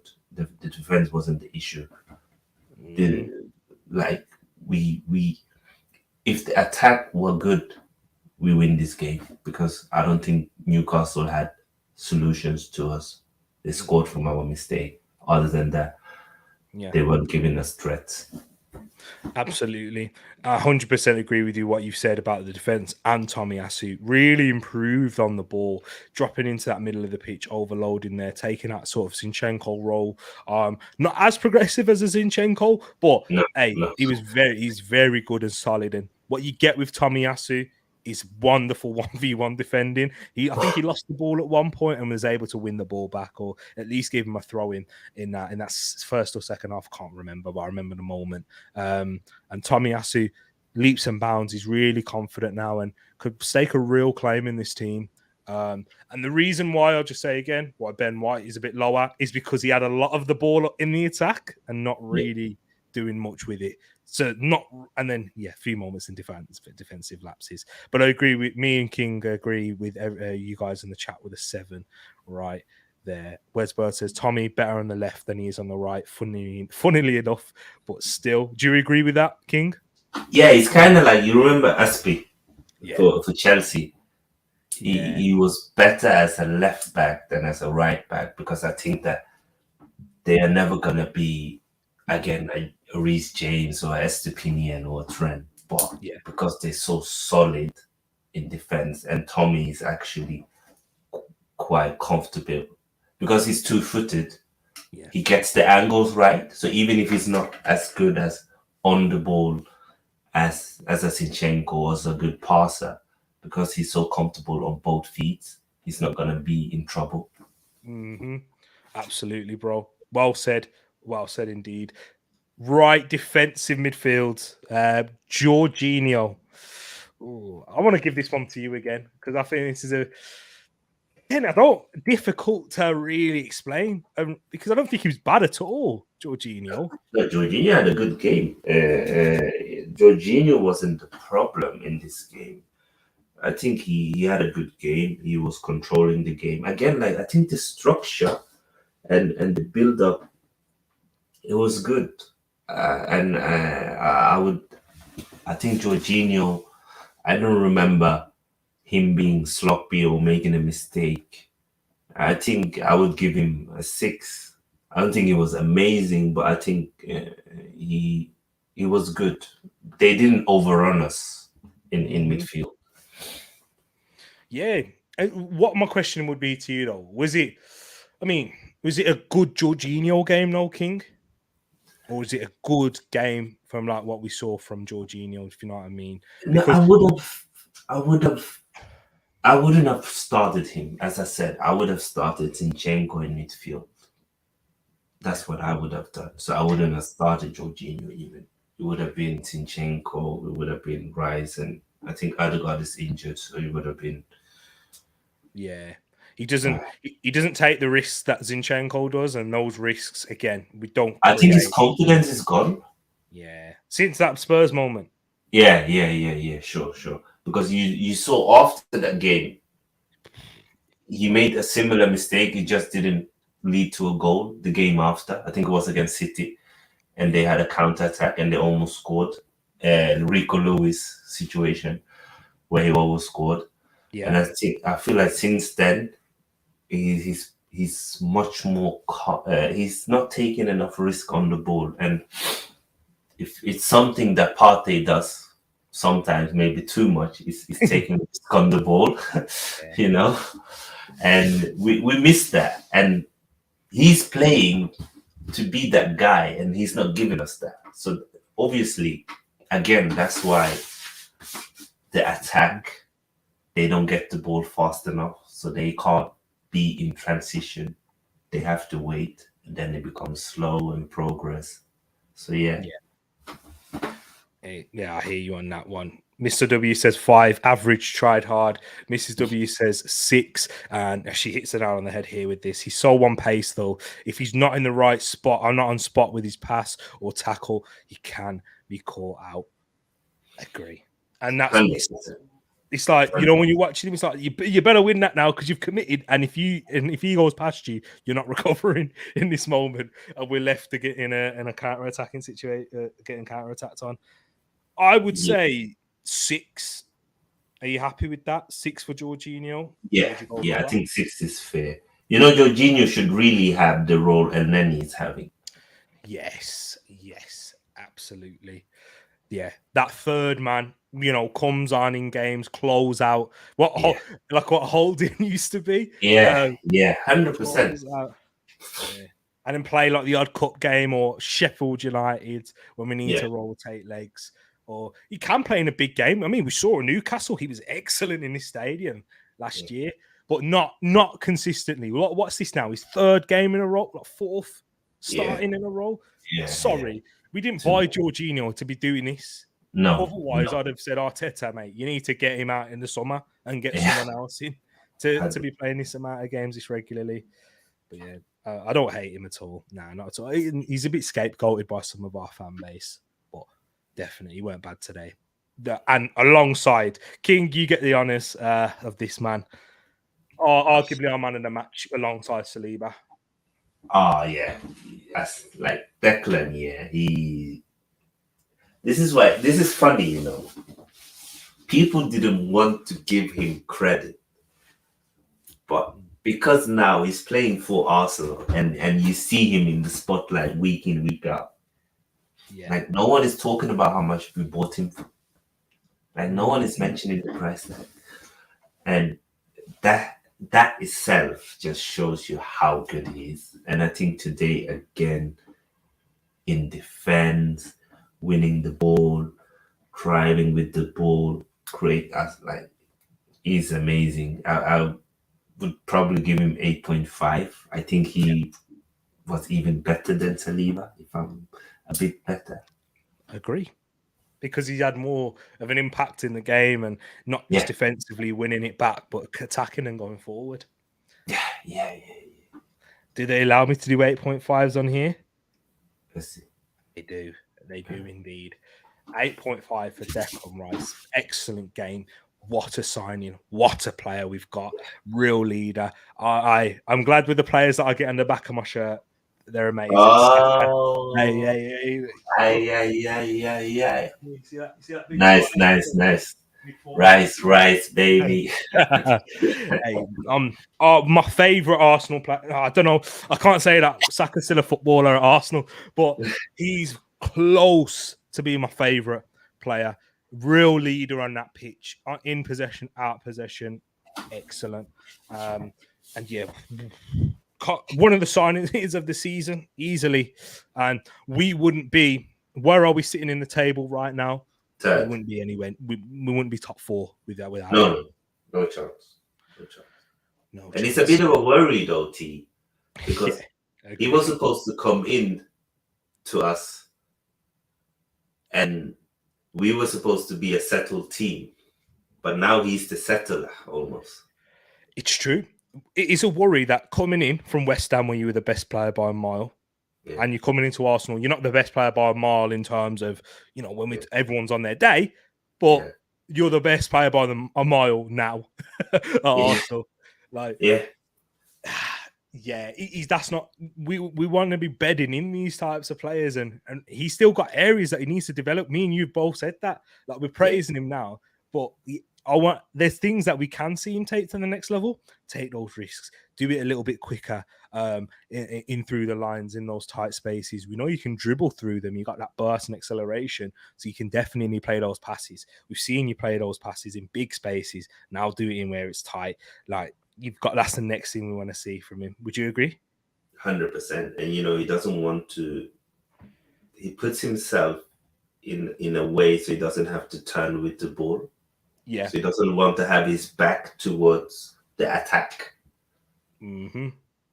Exactly. He does that half turn, 100%. Kai Havertz now, guys. Rice, baby, says Westbird. Kai Havertz. Me instantly. Okay, it's a little bit how we're judging Jorginho again here. Are we judging Kai Havertz based on his game? Because today, was probably his best performance in an Arsenal shirt, especially in that midfield area. Aggressiveness, when he did make some runs into the box and trying to pick out passes, flashing balls across the box, hitting it with some conviction, a little bit more confidence there. I think the challenge, the yellow card, kind of gave him that fire in his belly. You saw him have a little bit of a tussle with Joe Linton in that game too. I would say a little bit like Jorginho, a 6, because we still had that central issue in progressing the ball. He's not a creative player. I think the reason why Arteta started him is because of his discipline and due diligence off the ball against Newcastle. Because we know what Odegaard, even when Odegaard's not performing anywhere near his best or he's not fit, mate, it gives you a lot of pressing defensive diligence there. Covering, making sure he does what he needs to do, and Havertz was good in that aspect. So I don't want to give him lower than a 6. Would you agree with that? Yeah, I agree. I think he was leading the press. We were almost pressing like a 4-4-2, especially in the first half, and he was very good in that. He was good off the ball. He was getting challenges and all of that. But, and there is that but. We need goals, and it's not looking like Havertz is going to bring us a lot of GA. Unfortunately. Yeah, and that's something I didn't see, if I'm honest. I honestly thought when we bought Kai Havertz, my view on the signing was that, Arteta said that he wants us to be able to score 100 goals. Havertz is going to help us go from 88 maybe to 95-ish. We're going to score way more goals or a bit more goals. And the attack is going to be even more fluid. But it's the total opposite. Kai Havertz has helped us to become more stable off the ball, the defensive structure, the pressing, working hard, the physicality, winning duels, air duels. Mm-hmm. But in attack, I mean, I don't think opposition are scared of him when he's on the ball, unfortunately.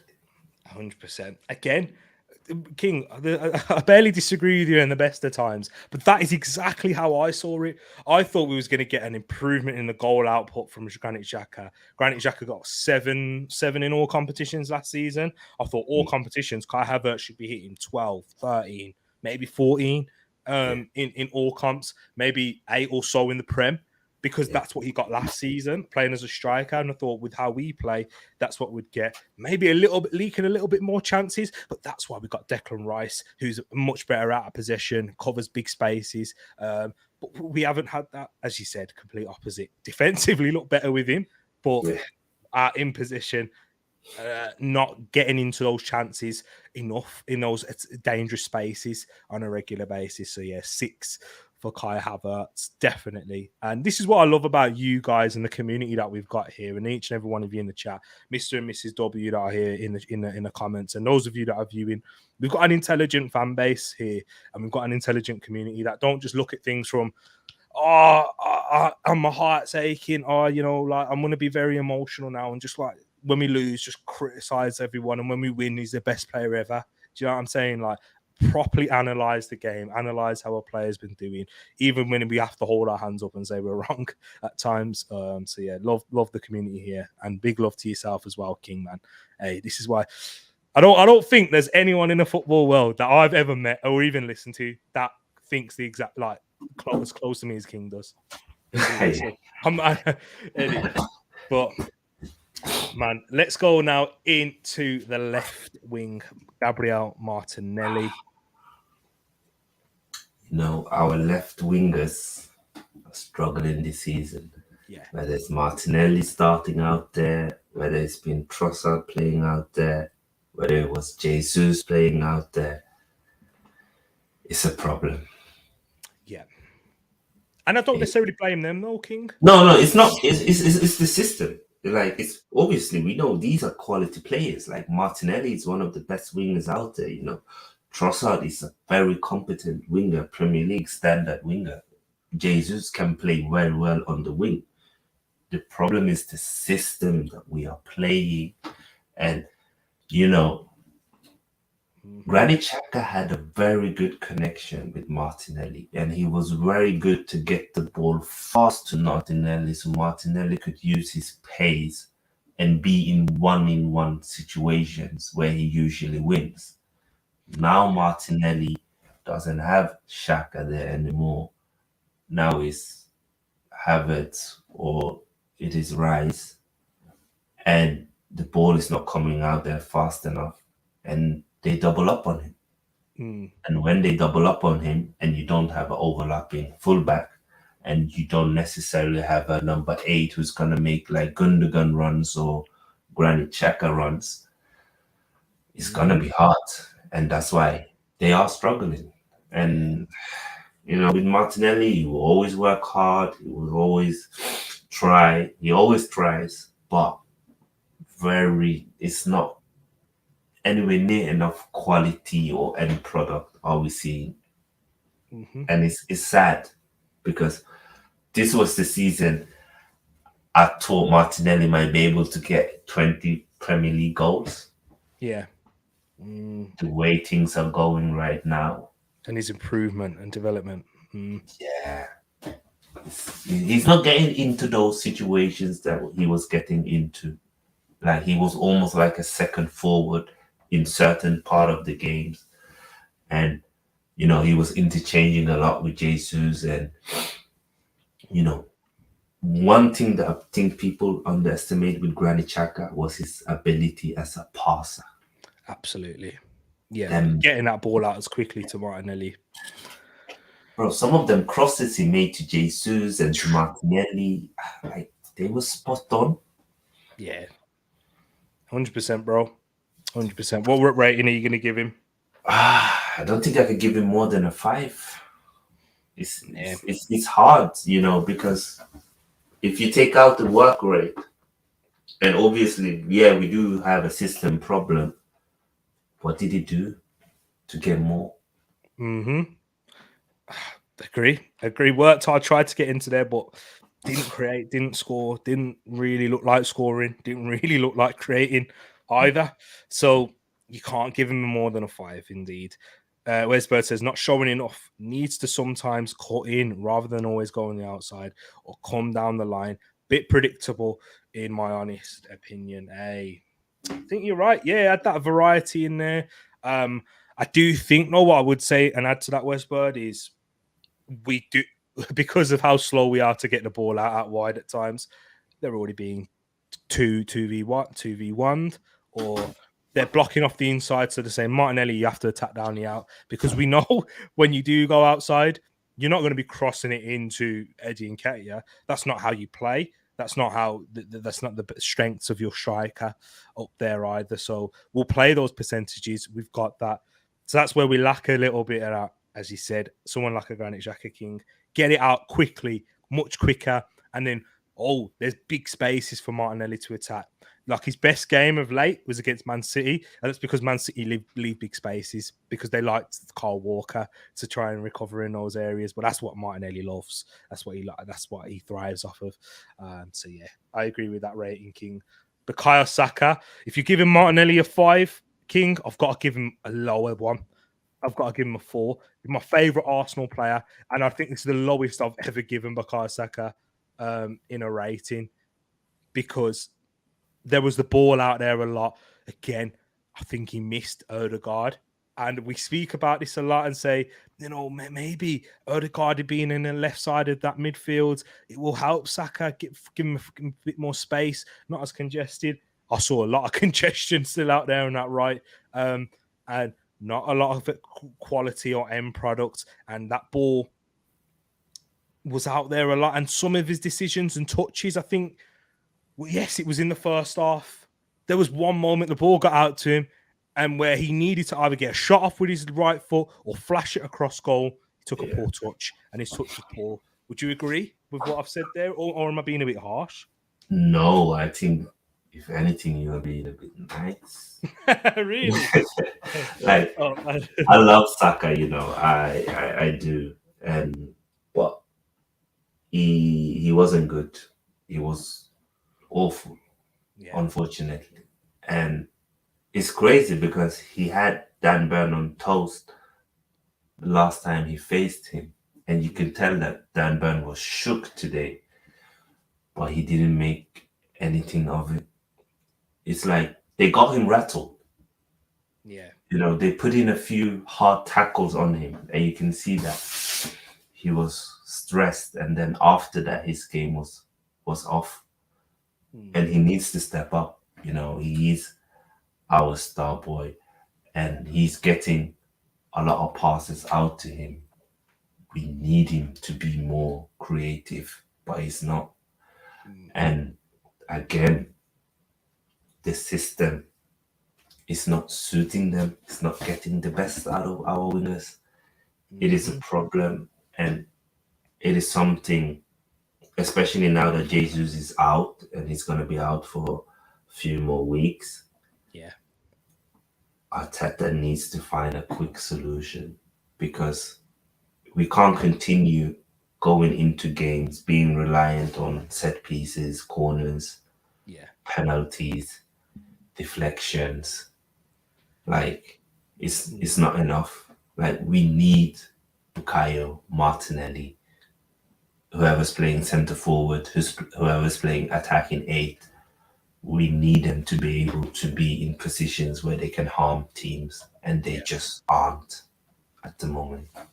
Exactly. Mr. W says 4, achieved very little today as well. Agreement with the rating there. Definitely agree, Mr. W. AR Caesar says it's very worrying that Mikel is complaining about VAR and refereeing when he needs to address the fluidity in the team. It is really worrying. Again, you are spot on, say AI, in saying the fluidity is an issue, and that's something that we discussed, and me and King gave earlier on our reasons and our things, our solutions, potential solutions with the key players being out. And what I'd say, the reason why he's doing that is a little bit of a Mourinho kind of tactic. Pep Guardiola, take all the attention away from about us, and let that be the talking point as he tries to work these things. I'm hoping so. And I'm hoping he doesn't just think, hey, that's the reason why we didn't win. Or I'm sure he doesn't. When he looks at it in the cold heart, by tomorrow, when he's settled down a little bit. But would you agree with that, King? 100%. The only time Arteta points out a player is if he wants to get rid of you, like Pepe or Aubameyang. That's the only time he speaks about them. Otherwise, he always takes the blame or talk about the referees. Like, he's very good at not blaming the players or the team. Like, I think, as you said, he's kind of mastered that Mourinho kind of ish. Yeah. Take the heat, blame me, look upon me, and then not what's happened on the pitch. And the things that we notice because we're fans, and something that we've noticed for a while, 100%. Nav says, I'll be honest, I think we were kind of robbed. Saka and Nelly weren't great today at all. Absolutely. Saka 4, ineffective. Yep. Disappointed, but hopefully we will see improvements. Hopefully we will. And one of the things, do you know what? This kind of leads me on to Eddie Nketiah. I'll let you have the rating for this one as well, King. But I'll also add, you've said Kai Havertz move up top in those scenarios, but G Wills mentions, he says, "What I'd like to give Trossard a game in with Havertz up top, but in the attacking midfielder role, getting him on the inside a little bit more, maybe as that inside 8." What do you think about that as you give Eddie's rating? I mean, Trossard were playing left 8 a lot in pre-season, and he was probably our best player in pre-season. It's Barcelona in particular, yeah. Yeah, and I thought we were going to see him more there, but Arteta hasn't played him there. And I don't know if he trusts him enough off the ball to play in midfield in Premier League, because he has the attributes. We know with Trossard, like, technically he's very gifted. He can go inside, he can go outside, he can pass with his left foot, he can pass with his right foot. He can shoot from distance, and he can carry the ball elegantly. So he got those attributes, especially now when we didn't have the card. I would expected him to play more in midfield, but he hasn't played him in midfield, and he's looked kind of lost on the wing. And when he's played up front as well, he's looked a bit off. And it's hard to pin it down to one reason. I think it's a combination. I think the fact that he's been injured in and out, the small niggle, small hamstrings, Yeah. since the season started, and he hasn't really had a nailed plays where he keep playing in different positions. So I think it's an opportunity to try Trossard in one of them creative midfielder roles, especially if we play Kai up top. I wouldn't mind that at all. Yeah, definitely. There you go then. Ends in the place. Big up my bro. He says, don't worry, man, we'll bounce back. Hey, man, we need a Darwin Nunez in this type of game, my bro, to get us out of here. But nah, best up to my bro, man. Ends a Liverpool fan. Go check him out. Yeah, as well, man. Good Liverpool fan, and a bit like how we look at our club as well. We're not all doom and gloom, and we're not all like all sunshine and rainbows either. But yeah, if you want Liverpool content, go check him out. But yeah, Mr. W says Eddie 3 ineffective today. Our worst outfield player. 3 less effective than Saka. And Mrs. W also says Eddie simply cannot hold up the ball, and King is 100% right. System isn't suiting the players, and are being choked out of their natural and best attributes. 100% agree. Love to you as well, my broski. Yeah, what rating would you give Eddie? What was it? Eddie's hard. I agree with everything everyone has said about Eddie. It's hard because I've said it many times. I think Eddie is a good player, but he isn't an Arsenal player, and he's definitely not an Arteta player. I think in terms of his personality, his work rate, his willingness to learn, and his progress, I understand why Arteta loves him. But if you purely look at the style of play that Arteta wants to play and what he's asking for the centre forward, Eddie Nketiah, for me, he doesn't suit that system. And I think he would do much better if he played for another team, because I do think he's a good centre forward, but I don't think he's not the one you want to do the hold up or link up. He's never been his game, and he's never going to be his game. You want Eddie in the box, or you want him in transition, and we don't really play a lot of through balls. You won't see us have one-on-one situations often. Yeah. Especially if Jesus isn't there linking up, holding up, dragging up the defender, and then pull it through. So, Eddie for me, 3, but I do think that it's time this summer. I think it's time to sell him. Yeah. I think for his own development, I think, what is he, 24 now? Yeah. 100 appearances for Arsenal in the Premier League, that was today. Yeah, you see 100 appearance, and he's knocking on the door for the England. He needs to leave for me. Yeah. And I think we would get a decent fee for him as well, because he's a bit more established. But there's too many of these games, where Eddie's a 3. It's too many of them. Yeah, it's true. And again, I think a big reason why he is a 3 is because we don't play to his strengths. Yeah. And he kind of has to he really tries hard to do what Arteta demands of him, trying to get involved, link up with the midfielders. As you said, he's a player. I want to be in the box. I want to be making runs in behind, play it into the channels. Let me work with it through there. We don't play any balls into the channels because Arsenal are ball dominant side, and we don't come up against high lines where he does tend to do that often. Decent striker. Good. I think he's a Premier League striker at that. But for Crystal Palace, is Brentford, yeah, I guess. But again, Brentford asked for their strikers to hold up the ball a lot. So say AI, I don't know. I don't know if Brentford's the team. But with Palace, they transition a lot. They really, they're not asking their striker to take as many touches.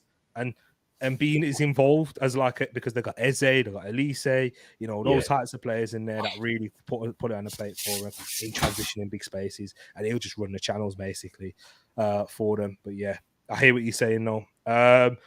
And yeah, that's the starting lineup. What about any substitutions? Any other players that you who's the subs that came on today? Zinchenko was probably one of the best ones. What would you say about him, my bro? Yeah, I mean Zinchenko, we know with Zinchenko, you know what you will get from him. You get a player who's tidy on the ball, who wants to progress the ball, who's brave, and who'll try and find different pockets in that midfield.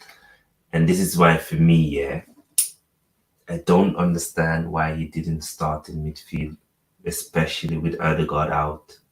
I don't understand it. Exactly, 100%. And we saw a bit more as someone trying to break through the lines, and we got into Newcastle's box more with Zinchenko there. And it's no coincidence with that. Yes, he's got his defensive issues, and we saw against Mohammed Kudus on Wednesday. A bit easy to score that goal, just a one ball over the top. But then again, as I said in my preview show yesterday, I'm not sure if you caught it, King, but Zinchenko, the reason why he's getting caught out more is because there's more responsibility on him to progress the ball now with no Thomas Partey there. The fact that you see him move to the right centre midfield says, mate, you're leaving a big hole back there. But that's by design. That's not just Zinchenko doing it, because Declan Rice is when he plays better off the left, and he's the left-sided midfielder, and he likes how he just angles. That's how he positions himself, and he works well better in those areas. And Zinchenko, I think these types of games, Arteta would want to play Thomas Partey, but you can't because he's not here, and he's not reliable enough. These are the games that we brought Thomas Rice and Partey for. Why we still kept him, but yeah.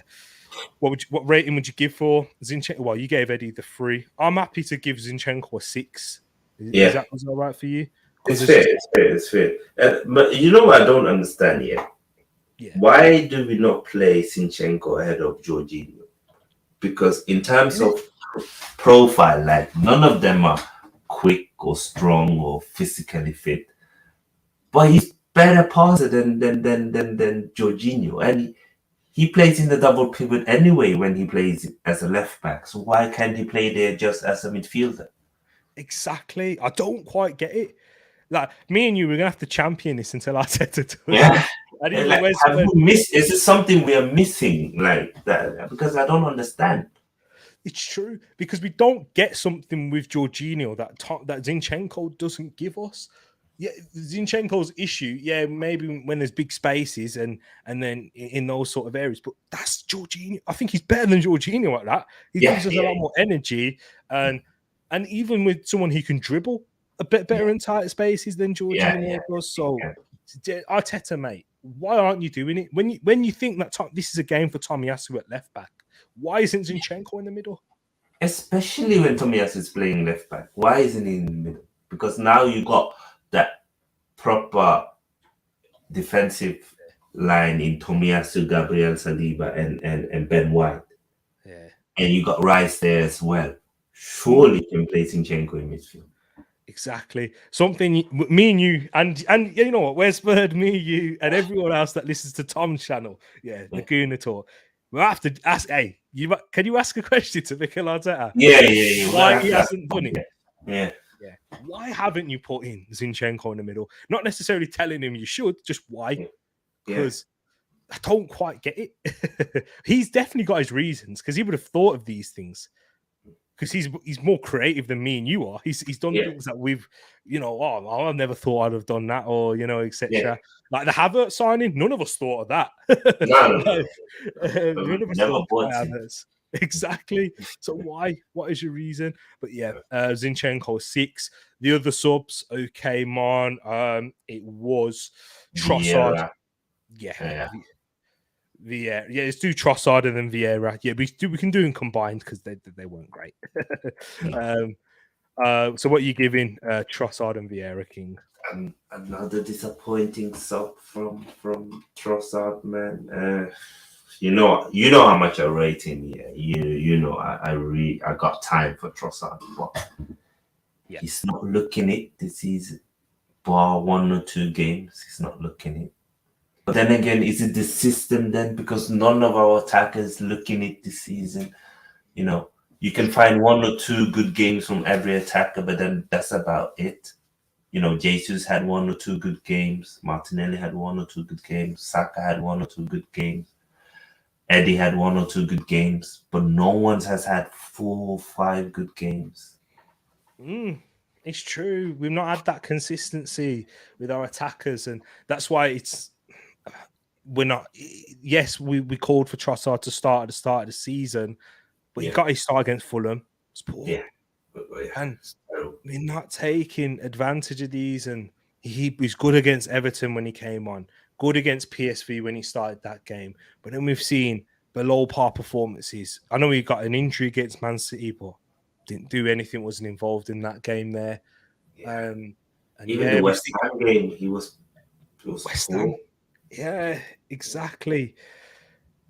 Yeah, the chat has gone with a 4 for Trossard.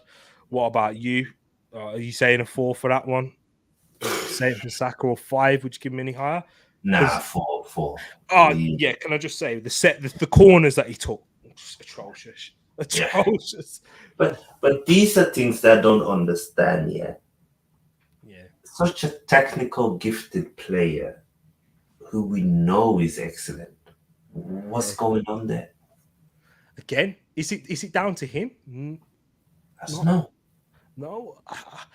When so many attackers are performing badly. Yeah. Then it's the system. For me, like, if it is one player, I'll blame the player. But when it's all of them, for me, it's the system. And this is something like Arteta's going to have to find the balance between being a team that is controlling, but also is more expressive.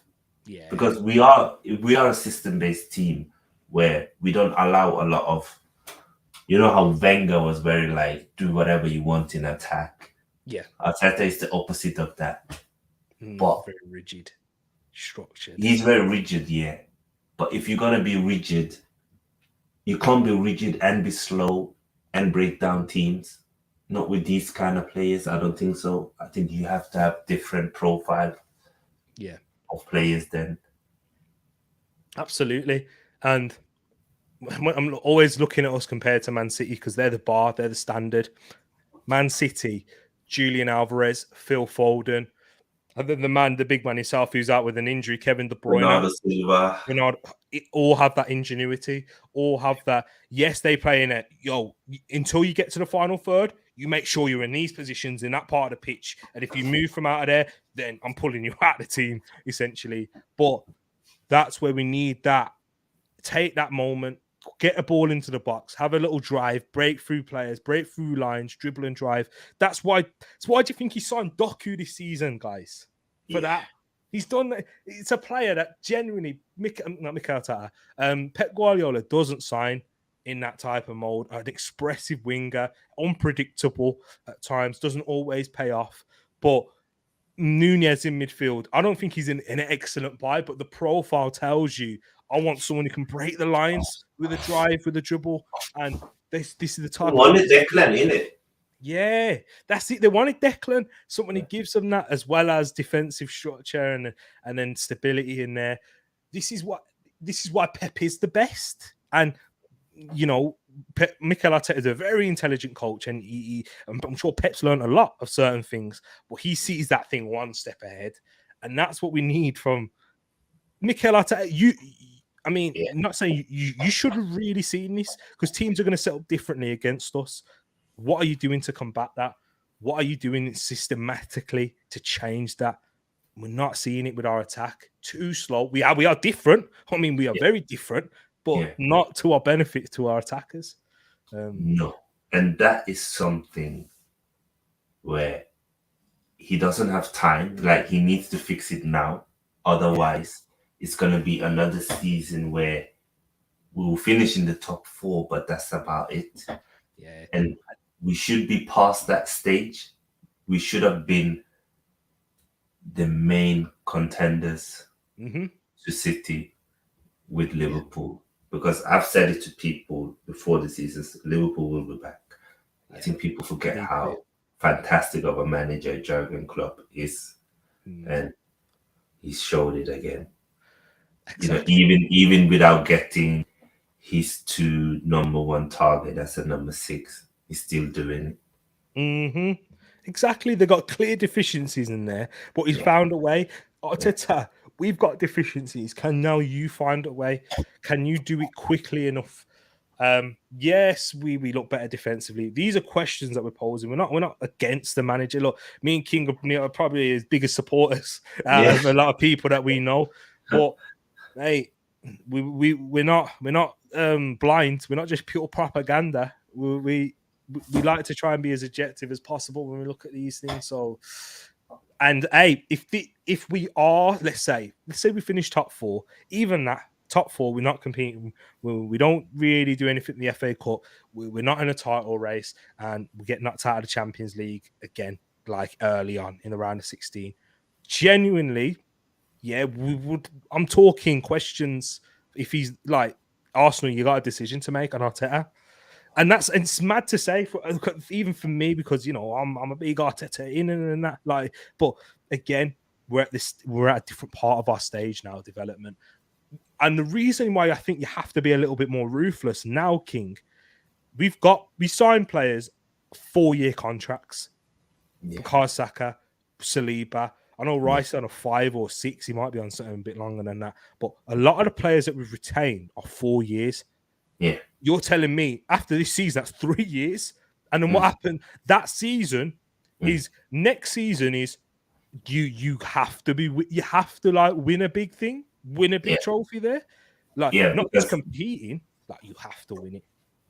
You're 100% right, because the reason why we couldn't put Salibas and Sakas on long contracts is not because the club didn't offer it to them. It's because they were not willing to stay that long, because they want to be the best. They want to compete they want not just compete, they want to win the Premier League. They want to win the Champions League. Absolutely. And Arsenal, we are now in a position where if we don't maximize with this group of players, with these unicorn talents that we have, then I don't know, because we are never going to be the most richest club, and we're never going to be the most prestigious club. So whenever a Bukayo Saka comes up and a Saliba comes up and they do it at the same time, you have to maximize it.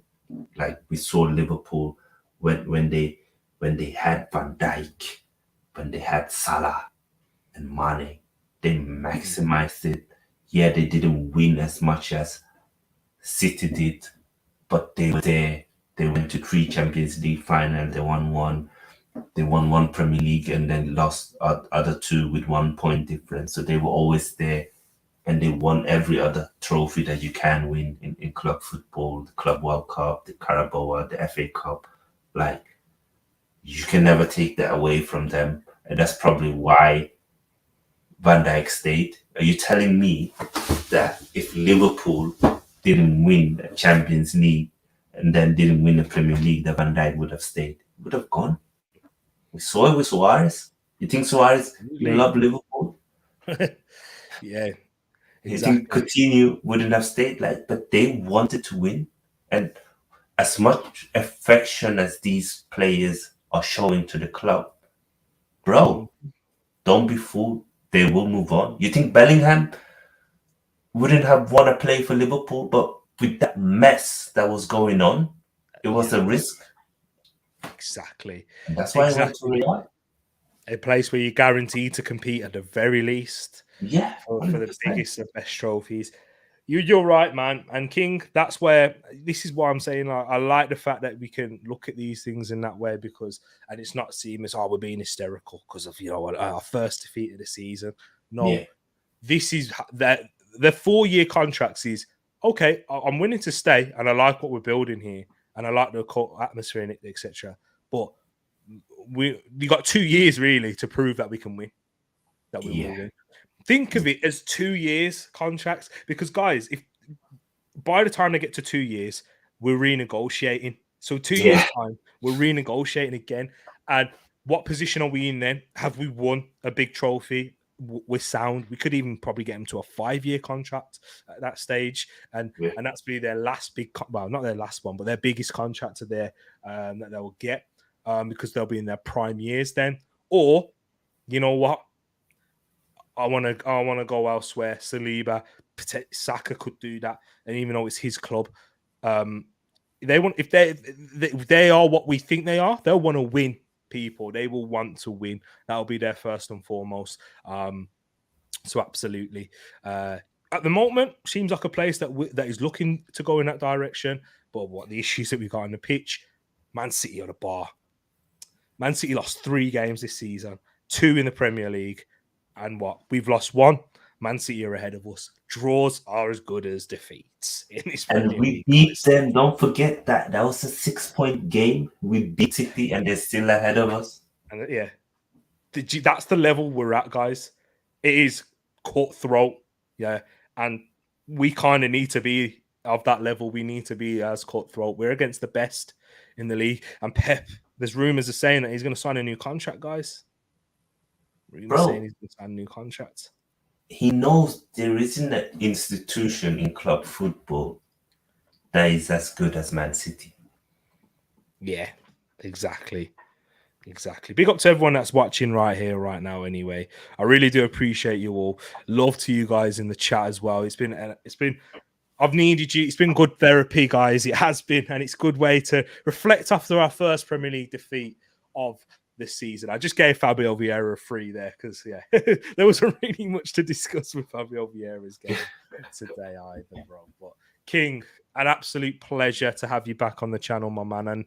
And it's been a while. We had our Arsenal show going and stuff, but we need to get it back up and running at some point. But bro, for now, can I just say thank you so much for coming and someone I love to speak football with. More than most people. You know how people, there's the Clive Palmers of the world and that. King, you're up there for me, my bro. Up there with them, man. When they're talking football, I want to talk objectively. I want to hear, your opinion and how we discuss it. And I'm glad that you're here, man. And you shared your opinion with myself and the people of the channel here today. Any last words, man? First of all, I love this community. I've missed all of you. Unfortunately, my phone got broken. That's why you haven't seen me in the Discord.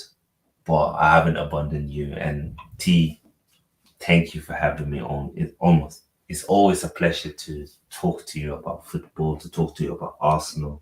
It's something that I really value. And I've missed doing our shows. And even Wilf, I know he's a bit crazy, old man.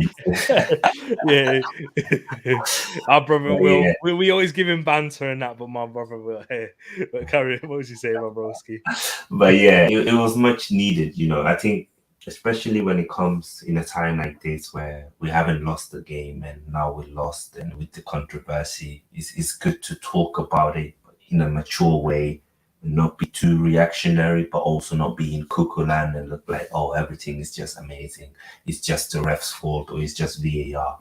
No, we have other issues as well. But yeah, it was great, man. Thanks for having me on. Real pleasure, man. Love it. Love the analysis. And guys, we're going to wrap it up here. Really appreciate you once again, everyone in the chat. Love to you all. We've got some new faces in here. Richo in the building. Hope you're keeping well. Is that an Everton jersey? That's an Everton fan. Big up to yourself, Richo. Hey, you guys, it had a slow start, rocky start, but you picked up your performances. So I love to see you in here. And it's a football community, Arsenal fans, but I'm glad to see you in here now. And nice to see you as well. Love from, is that the Moroccan flag? It is the Moroccan flag indeed. I hope you're keeping well out there in Morocco. Love to see you. Really appreciate it. And everyone here is new faces. We've got the regulars in here as well tonight. You guys are amazing. I love to see you all. Luke, caught you in towards the end. Really do appreciate you jumping in. And yep, hey, we was told that that Pep Guardiola will be leaving soon, so that's where Arsenal building towards. You don't look like he's going anywhere. But love to you all, people. Enjoy your night. take it on, and we'll move on into our next game, Sevilla on Wednesday in the Champions League. So hopefully we can get 3 points there. Look and enjoy your weekend. Take care, people. We're out.